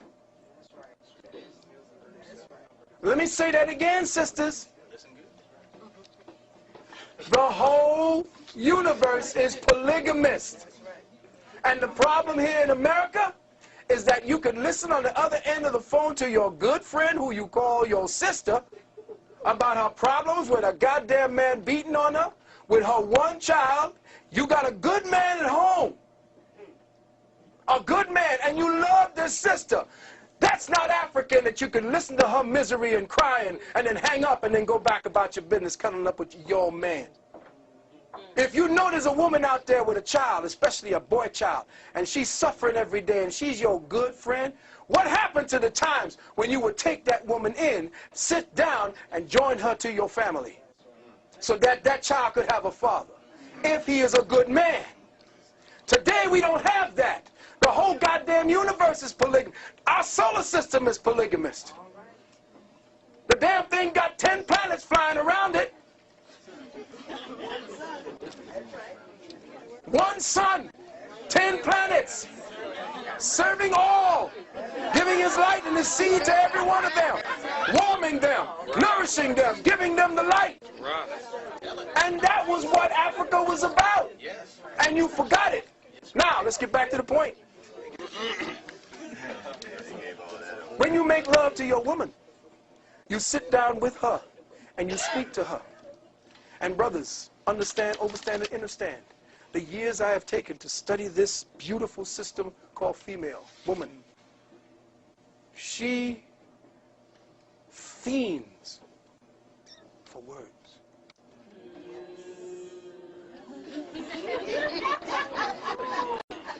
You cannot intellectualize with her.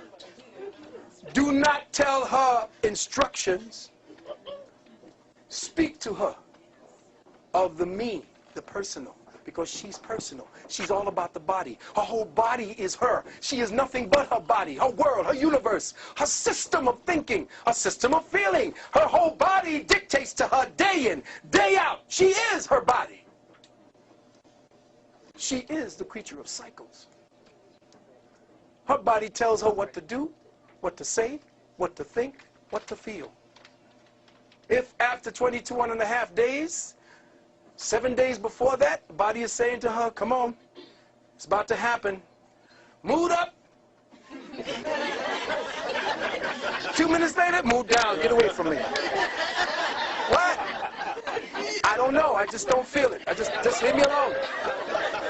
Because she is controlled through her body. Her body is everything. And she is her feelings. You must speak to her, not to tell her what to do, but to say the right words that would move her feelings. And then she would know what to do. See, you have to use your words to stop cutting, to stop beating and browbeating. But you see, today's sisters are so busy antagonizing with you that you got to get there sometimes. But the word is very important to the sister, which is why when you're going to do this tantric exercise, you have to be able to do it when she's least expecting it. Don't say, okay, baby, get ready to do tantra. Okay, let me see, what words I got here? Your eyes. No, it ain't going to work like that. Thumbing pages and trying to get that, that's not going to work. You got to do it when she least expects it. That's why the flowers, or what are these? Oh.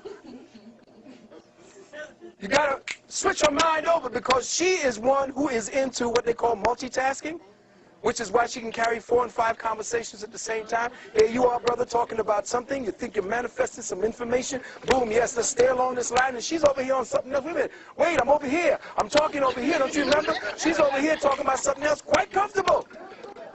Because women do not talk to get to a point. They talk because they like to talk.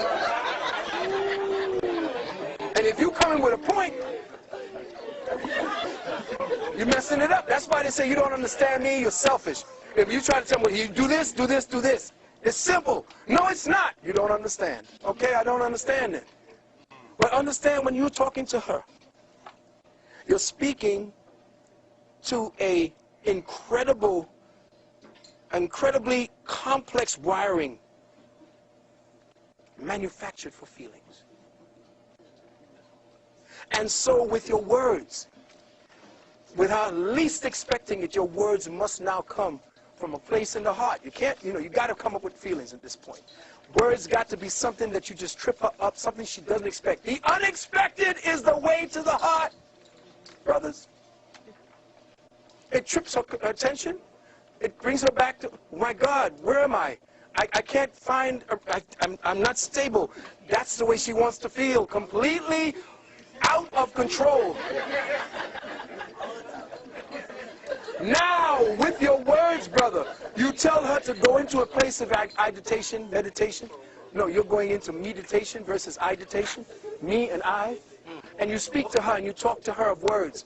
Now you tell her, these are the programs I want you to place in your mind while we are making love. Here's what you will hold. You will hold a vision and a picture of a place, a time, a circumstance, a word, something. And in that word, will you now invest all of the materials like you would invest in a child that is coming into being. And in that thought, which is now a child of the mind, remember, a thought is a child of the mind. You now enter her, but she must be in control. Because for her to keep it, she must be in control. Therefore, she must be on top. So you sit down and let her sit over you.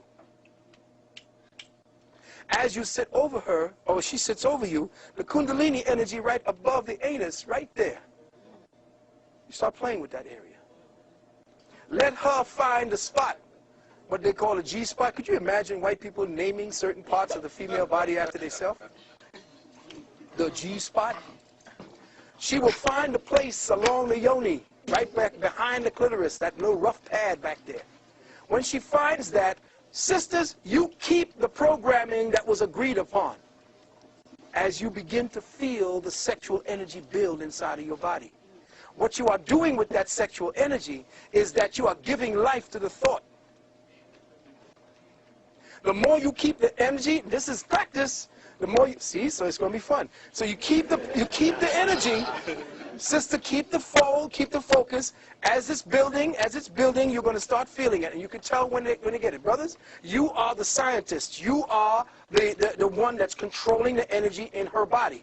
You're watching the energy flow. As she takes off, you begin to see where the energy is because you'll watch it. If you're watching her body from here, you will see the body the aura begins to change from here to the heart chakra. And then all of a sudden, you look at the nipples, they begin to grow. You know the energy is in the breasts. And then all of a sudden, it starts going into the arms. When it reaches the head, what happens, brothers?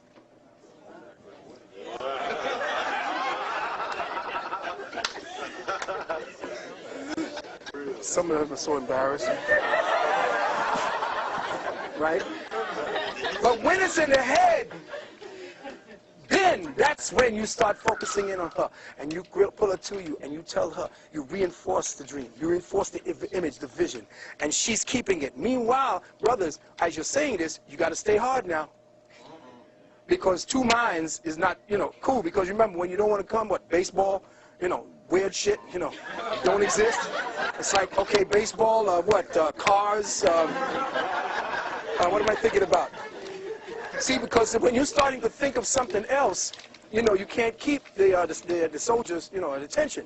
So what you have to do is to be of two minds, and you have to maintain that. And I bet you can heal yourself, sisters, in the womb. You can heal headaches, fibroids. You can heal migraines. Yes, there are specific positions I can show you that gets rid of migraines, that gets rid of heartburns and gas and all kinds of sickness. You don't want the gas part, but you want to deal with the sickness and the heartburn right in that area. Lung problems, eye problems, strengthening the eyes. There are positions for that. But to envision, to get the vision in the mind of the female so that she becomes the soil to your vision as you begin to make love, then you are scientifically using that act as a way to change history, change your dynamic, change your whole body's energy. And you're not exhausting yourself, brother. Don't lose your seed. That's another way to stay strong. Hold it. In fact, as she is excited, she is flowing. Remember, she's a mount through the charitza, through that tantra, the hole at the top of the stalk, the jade stalk. You can breathe. There's certain disruptive breathing that will turn the outflowing energy into an in-pulling energy. And you could start sucking up her energy and her essences. And when you pull out, she's laid out. Sure. And every one of your muscles are pumping up. And you feel better than if you're exhausted. You come out of it not like, goddamn. You come out of it feeling refreshed. Your head is clear. All of your seeds are going back up. What? The River Jordan. See, you didn't know where the River Jordan was. It's right here in your spine. To the Sea of Galilee. Where John, or Ion, or the Ionic field, baptized Jesus, the Redeemer. See, you don't know that everything in the Bible is actually a takeoff of what you do every day when you draw breath. Every day when you draw breath. So what am I saying, brothers and sisters? I can go on forever. Yes, we got to do something. We're going to shut it down. We got to close it down. What I'm saying, we got 15 minutes. Yeah, we got 15 minutes, and then we're going to rearrange the room. Right. And provide a new energy for Sister Q. Okay, I'm sorry. That's right, I'm sorry. Okay, 15 minutes. We're closing it out now. We'll be doing consultations. I have 100 of my tape lists here. You could pass them around. I didn't bring any tapes. I have over 120 of them, so I couldn't carry them around. What I do have is a tape list of about 46 of the titles. And these 46 titles, you can look around and see which ones that you want out of them, and just give me a call. They go from anywhere between 3 and 11 hours of talking, so yeah, right. Okay, so what I'm going to do is, I didn't want to come off of the situation. If there's any question that you have, any question you have dealing with the circumstance we were talking about today in African spirituality, or the circumstance we're talking about dealing with Light Code Lockdown, let's do it very quickly now, very short. All right, someone dropped some information on me. Said when you look at the encyclopedia of the President of the United States, they always say the President of the United States and never say United States of America. Exactly. Well, the President of the United States is a CEO. He's just working for the international bankers. He's the meat puppet. They have their hands up George Bush's ass and somebody's moving it. He's like a Muppet. He doesn't have any say-so. He just does what he's told, essentially. Yes, sister was back there than you. Yes? Could you speak on the relevance of understanding the cycles of time in the great year, and if the year 2012, what relevance it has? Beautiful. Just did a tape on that. I'll be doing that, the second part of it, I just did it in London. The great year is coming full circle at this time. The actual date for the time when we get ready to enter into the void. And I didn't get a chance to talk to you about the void. The great void that the Olmec Mayan masters were talking about is October the 28th, 2011. That's when we begin to enter the void. 2012, we will probably be in it pretty much for the 3 days of darkness. The significance of that is that the Earth is going through a magnetic shift. In fact, we just got substantiated last week that NASA said that the Earth has slowed down substantially, which means that when the magnetic energy drops, the electrical energy rises, which means consciousness will quicken everyone. And where you are, the level of consciousness that you're on, that's where you're going to be operating from. So if you got the mindset of an onion, that's exactly where you're going to be thinking. That's why it behooves you to start dealing with some of the, oh, by the way, oxygen levels on the planet will drop substantially over the next 7 years because of what's getting ready to happen. The slowing of the Earth, the pollution, the passing by of Herculebus. Herculebus is a planet that appears every time we get ready to come out of the cycle of the last root race. We are dying of this is the 5th root race, it's dying. The next root race is coming in, and this planet called Herculebus is always here at the beginning when we're entering into Aquarius. That means there's going to be upheavals, you're going to see volcanoes, tsunamis, excuse me? Yes, the progression of the equinoxes. We're talking about going into the Aquarian age, which is the time when we're going to be 2,165 years in Aquarius. But every time we enter the first stages of Aquarius, there's great upheaval, madness, the falling down of all of the last cycles of the races that came before them. So now we have to be prepared. If you wish to get into the nutrients that I've discovered and I've researched that you're going to need to be able to deal with the heavy level of oxidate, what do you call that stuff that they deal with, antioxidants against that? Free radicals. Free radicals.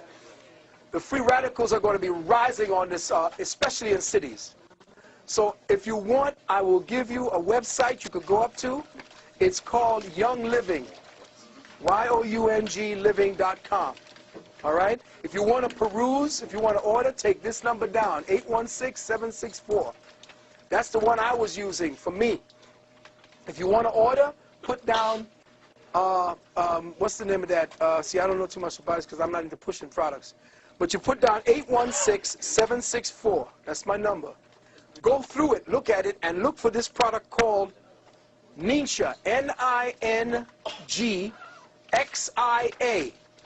It's out of China. It's a berry that has the highest antioxidant on the planet.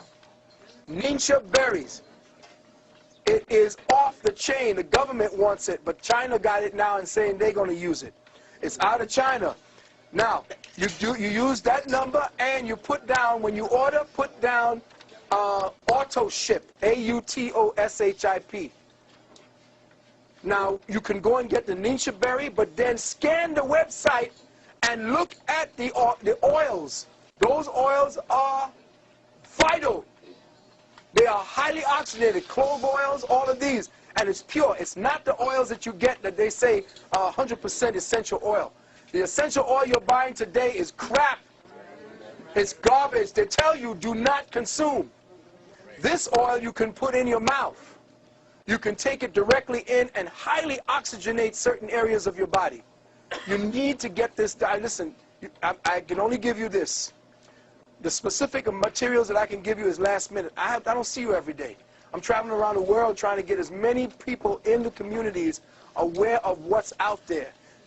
The unfortunate thing about it is that the cracker got all of your materials, and he's using it to save some of his own. So I'm saying use what you can, and I'm giving you that website. He even tells you that the oils he got from Kemet, from studying the Kemetic philosophies. All right, so very quickly, we only got about 5 minutes. Okay, melanin coming into the galaxy. Oh, that's right. I'm sorry, sister. She had her hand up first. You go ahead. Oh, the straw man. Okay. I want you to take this website, this email down. For those of you who wish to deal with the straw man and how to get out of the system, there is a sister, her name is Sister Myra L. She will be holding a 13-week course up in New York. She just had her class. But you write to her email is Ashira, A-S-H-E-R-A, Ashira at earthlink.net. Ashira at earthlink.net. And you say, I was listening to Brother Valentine. He said that you may have some tapes or CDs on spiritual sovereignty. All right?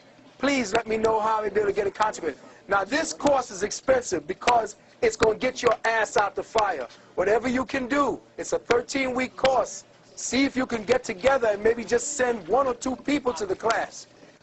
Let them stay up in New York for a while they're doing it. Just finance that. Once they got it down, they can come back and give it to the group.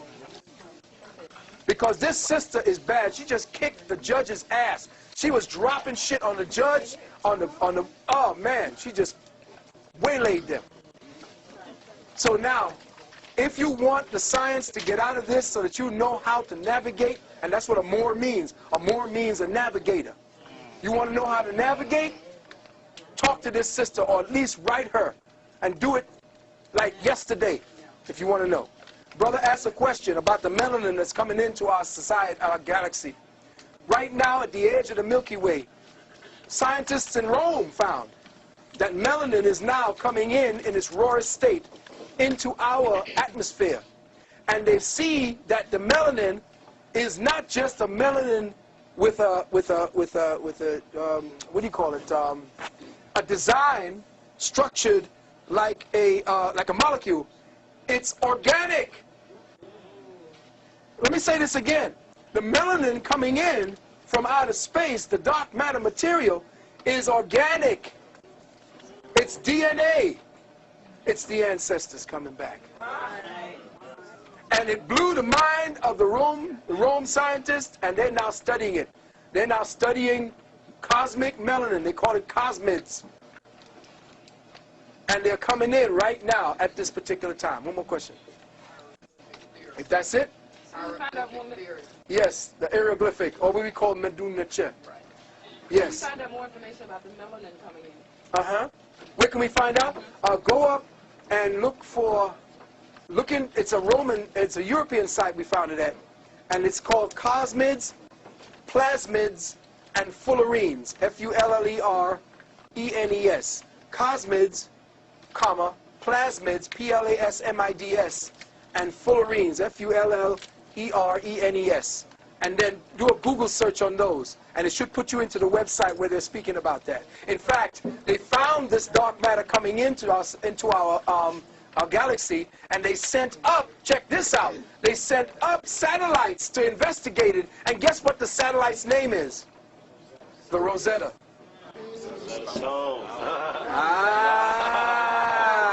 Check it out. And it's going to be broadcasting this information back in 2006. Yes, sister. When are you coming back to Richmond, Virginia? I have no idea when I'm invited. I just loved it here first and foremost. Brother, I'll tell you, this has been a beautiful experience for me. It reminds me of when I was out there in London and around. You people here have been just wonderful. And I thank you for your attention.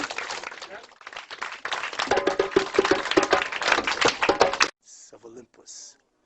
Now, the Illuminati are known as the gods of Olympus. Flash forward to Snoop Dogg.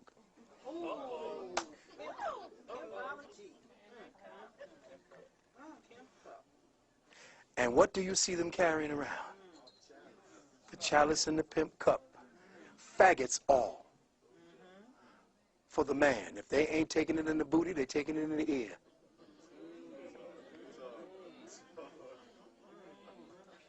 And you heard about the down low. So the age of Aquarius is the age of faggotry. This is why the brothers in Jamaica, Buju Banton and the rest of them were attacked for coming out on the Batiman. Because the big body hole will be your God.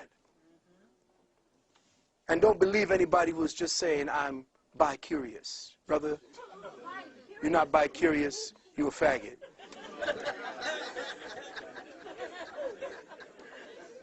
You a faggot. You are religiously hypnotized, and even Jesus looked like a faggot.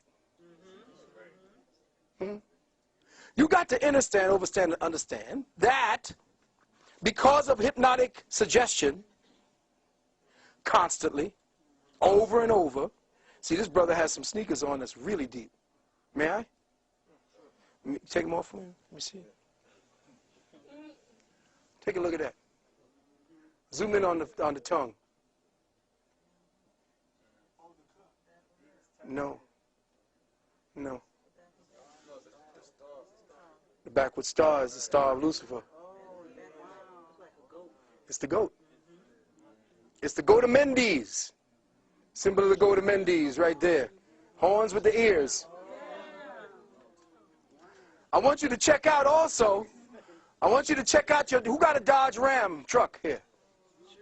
Check out your Dodge Ram symbol. They tell you it's actually a ram, but they were slick because the shadow in the ram's part is a goat.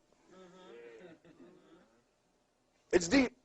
They keep bombarding you, telling you who's real and who's not. The ones controlling you and got all the power worshiping Lucifer. You dead, broke, poor, ain't got shit in your pocket, and you worshiping who? Jesus. Something's wrong. We worshiping the wrong person. And we paying for it. If you're going to worship somebody that's going to get you something that you want. But worshiping Jesus is a waste of time. Jesus brought you over here.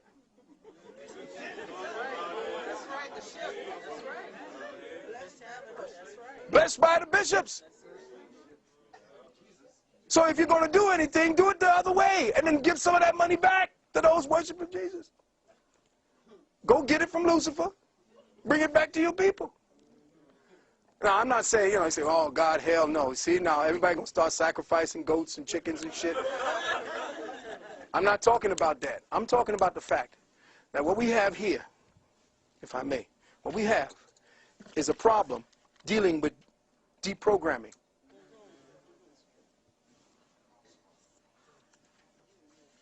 Listen carefully. You have been codified.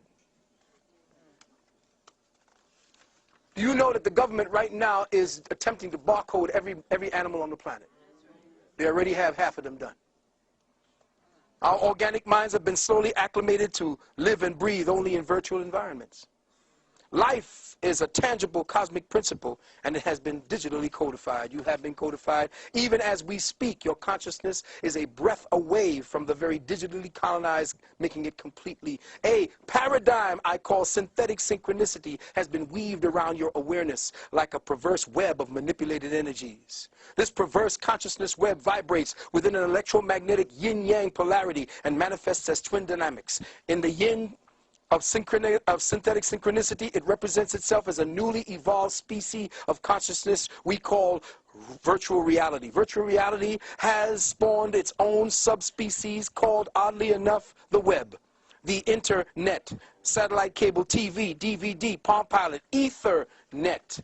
The Yang principle of synthetic synchronicity represents itself as a very new species called virtual entities or virtual beings. Virtual beings, in turn, have spawned subspecies called clones, genetic engineering, artificial intelligence, robots. With the appearance of these two dynamics, the lines between the real and the surreal have become extinct. They are disappearing regularly and rapidly. At present, our minds are being systematically disabled, unable to tell the difference between technology and what has become deity. Technology has become your experiencer. Technology now feels and processes the world for you. It experiences for you. It sees for you. It tastes for you. It calculates for you. It listens for you. It senses for you, advises you, comforts you, teaches you. It even masturbates you. It thinks for you. Our entire planet is being converted into one homologous virtual program. The more of the virtual program that you accept as real, the more your organic senses are dumbed down, the more desensitized they become, the more dependent on the drug of the virtual they become. Food no longer tastes the same. Ask your elders for proof of this fact. Even if you try to prepare it the same way grandma and great-grandma did, it just does not taste the same. Why is that? Simply, from chronic overstimulation, fruits and vegetables no longer have the same tastes as before. And you wouldn't notice it but for the elders who tell you that they remember when a mango tasted like a mango, a banana like a banana, an orange like an orange. The children today can't tell the difference. Their senses are perverted, degenerated. All that counts now is the code. But without access to the spirit or the archetypal signatures within the so-called code, the human senses do not register the essence of the things that touch them. The human body itself has been digitalized, disassembled, and genetically deprogrammed down into numerical gigabytes. We have been diminished in wonder. This marvel that we are, this mystery, this molecular temple to the highest manifestation of cosmic intelligence has been trivialized into a cellular schematic of dots, dashes, and nanoglyphs. We have become the symbol of what was once real. The body has become an icon of its own self. The human mind and its senses in the brain are slowly losing its ability to experience, process, or recognize the organic world. We no longer process experience or recognize the real. We no longer savor the scent of real air, recognize the taste of real water, relinquish or relish in the taste and the texture of real earth, experience real clouds, experience the resonance of real words, harmonize with the melody of real voices, interface with real touch, real feelings. Does everybody remember the movie The Matrix? Do you remember when Morpheus took Neo into the construct and Morpheus responded to Neo's question, "This isn't real"? Morpheus quickly replied, "What is real? How do you define real? If you're talking about what you can feel, what you can smell, what you can taste and see, then real is simply electrical signals interpreted by your brain." Now, keep these words in mind, beloved, because it is through the electrical components of your brain that your consciousness is being accessed. Neo asked prior to this last question, "Right now we're inside a computer program?" Morpheus said, "Is that really so hard to believe? Your clothes are different. The plugs in your arms and heads are gone. Your hair has changed. Your appearance is what we call a residual self-image." Is this the mental projection? It is the mental projection of your digital self. The world that we think we see and mentally process is actually a residual projection of intercepted light. We, all of us, live and exist in a virtual continuum I call synthetic synchronicity. Synthetic synchronicity is a virtual projection of reality that has been interfaced with the organic light code impulses, that is, the cosmic codes of ascension that hold the archetypal hologram image of the evolving human in its course to enlightenment. Now here's what's happening now, beloved brothers and sisters. All that we see today, all that we are hearing today, all that we think we process is real, all you think is a sound of 50 Cent and the game and all of that, it ain't real. It ain't real. It's a virtual reality program, and you are plugging into it by your acceptance and participation in it.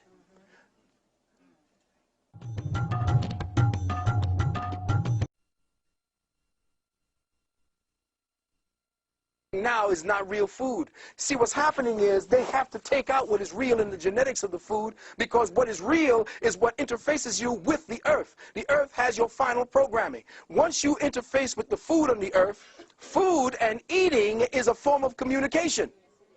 So when you eat, you communicate with nature. Once you change the codes that are supposed to go in and teach your genetics what to get ready for with the incoming light codes of transmissions with consciousness and ascension, they have now polluted your insides, destroyed the genetics, therefore the wiring can no longer pick up the light codes. Now, brothers in the nationalist community, when I was talking to them about dealing with metaphysical thinking, they were thinking I was talking hocus pocus. No, get that ooga booga bullshit out of here.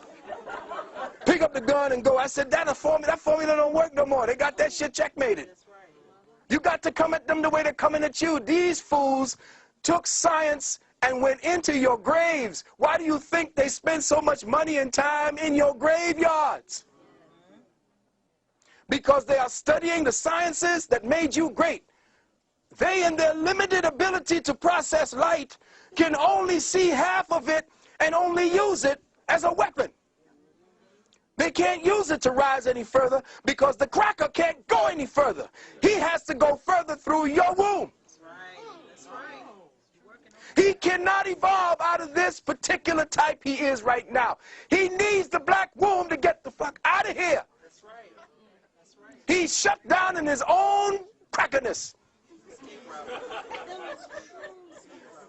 His lack of melanin completely shuts his ability to move to the next species threshold of existence. The next species threshold of existence is locked within the melanin code. So he has to pervert it. He has to destroy it. He has to attack it. And he has to use it. Why do you think Rwanda scooped up all the hundreds of thousands of bodies?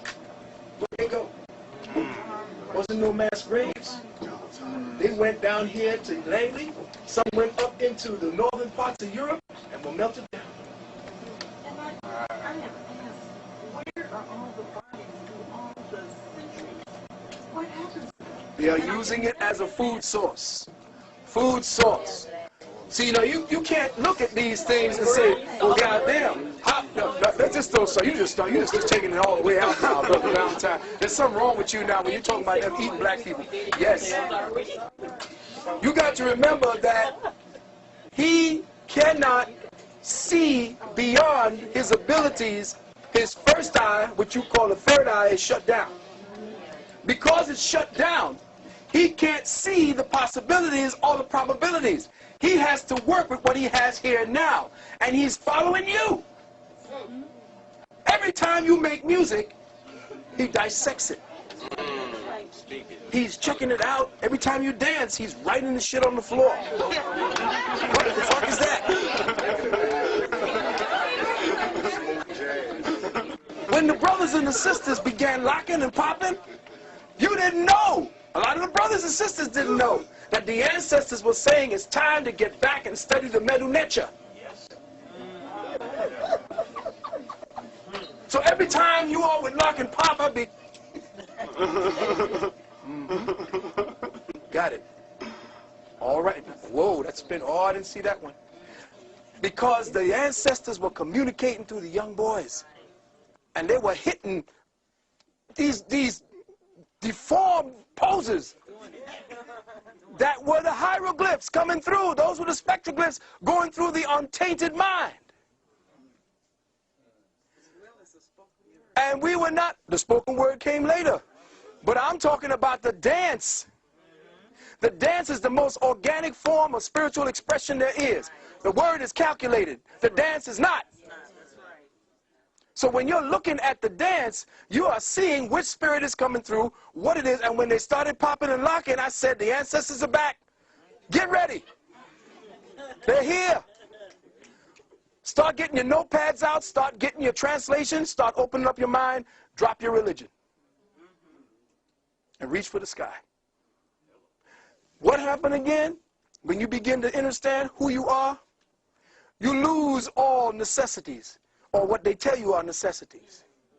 You see, I told a young brother just the other day, yesterday, and a young sister, I said, no real food creates a craving.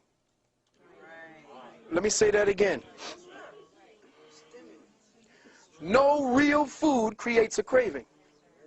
You don't Jones for apples. But you Jones for a chicken wing and some ribs. Soon as you smell it, that's your addiction.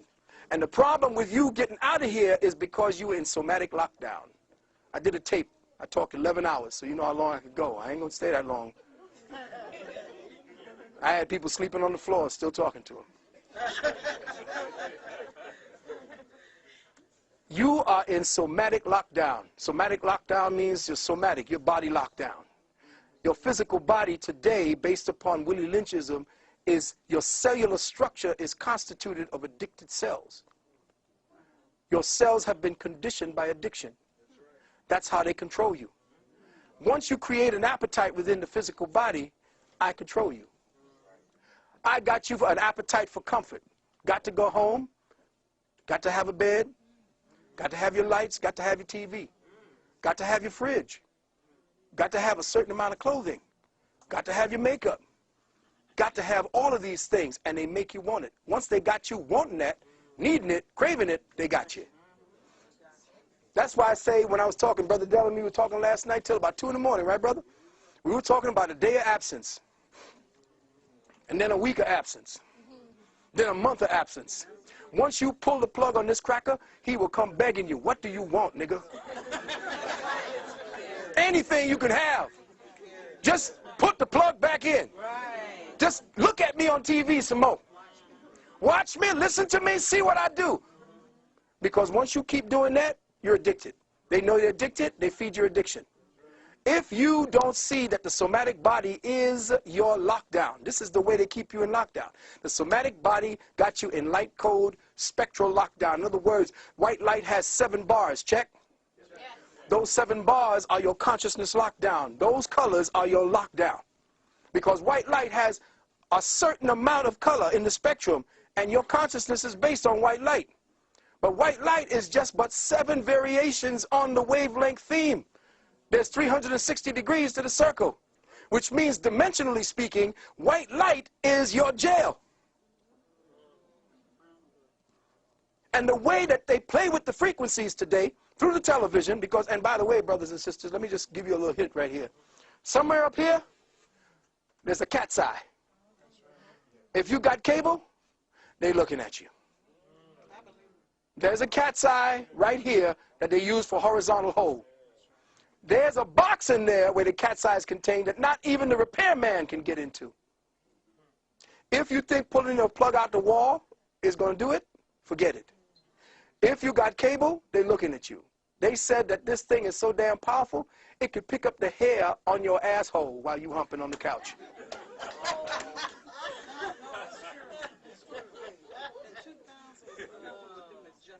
And all of these niggas is out there running, getting all this digital, liquid screen, big-ass TVs with Big Brother looking right in their living room. Right into their living room. And all these new cars? Oh, yeah. They got y'all. They're tracking y'all good.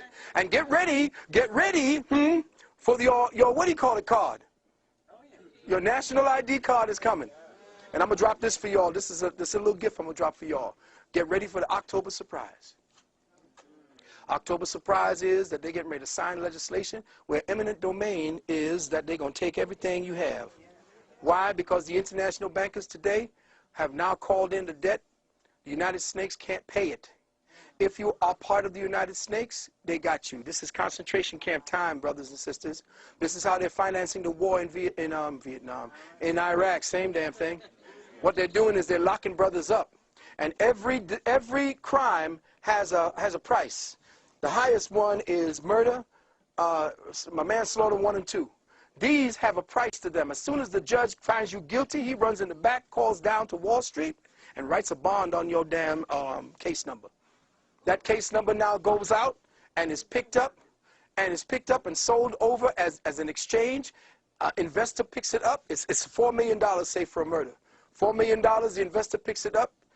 They sell it to them for $40 million. The investor pays $16 million. They take that money and they put it into the Securities Exchange Commission, and that now becomes a bond worth $400 million. And that's how they are financing the war with the brothers in jail. Using your Social Security card. Let me just give you this.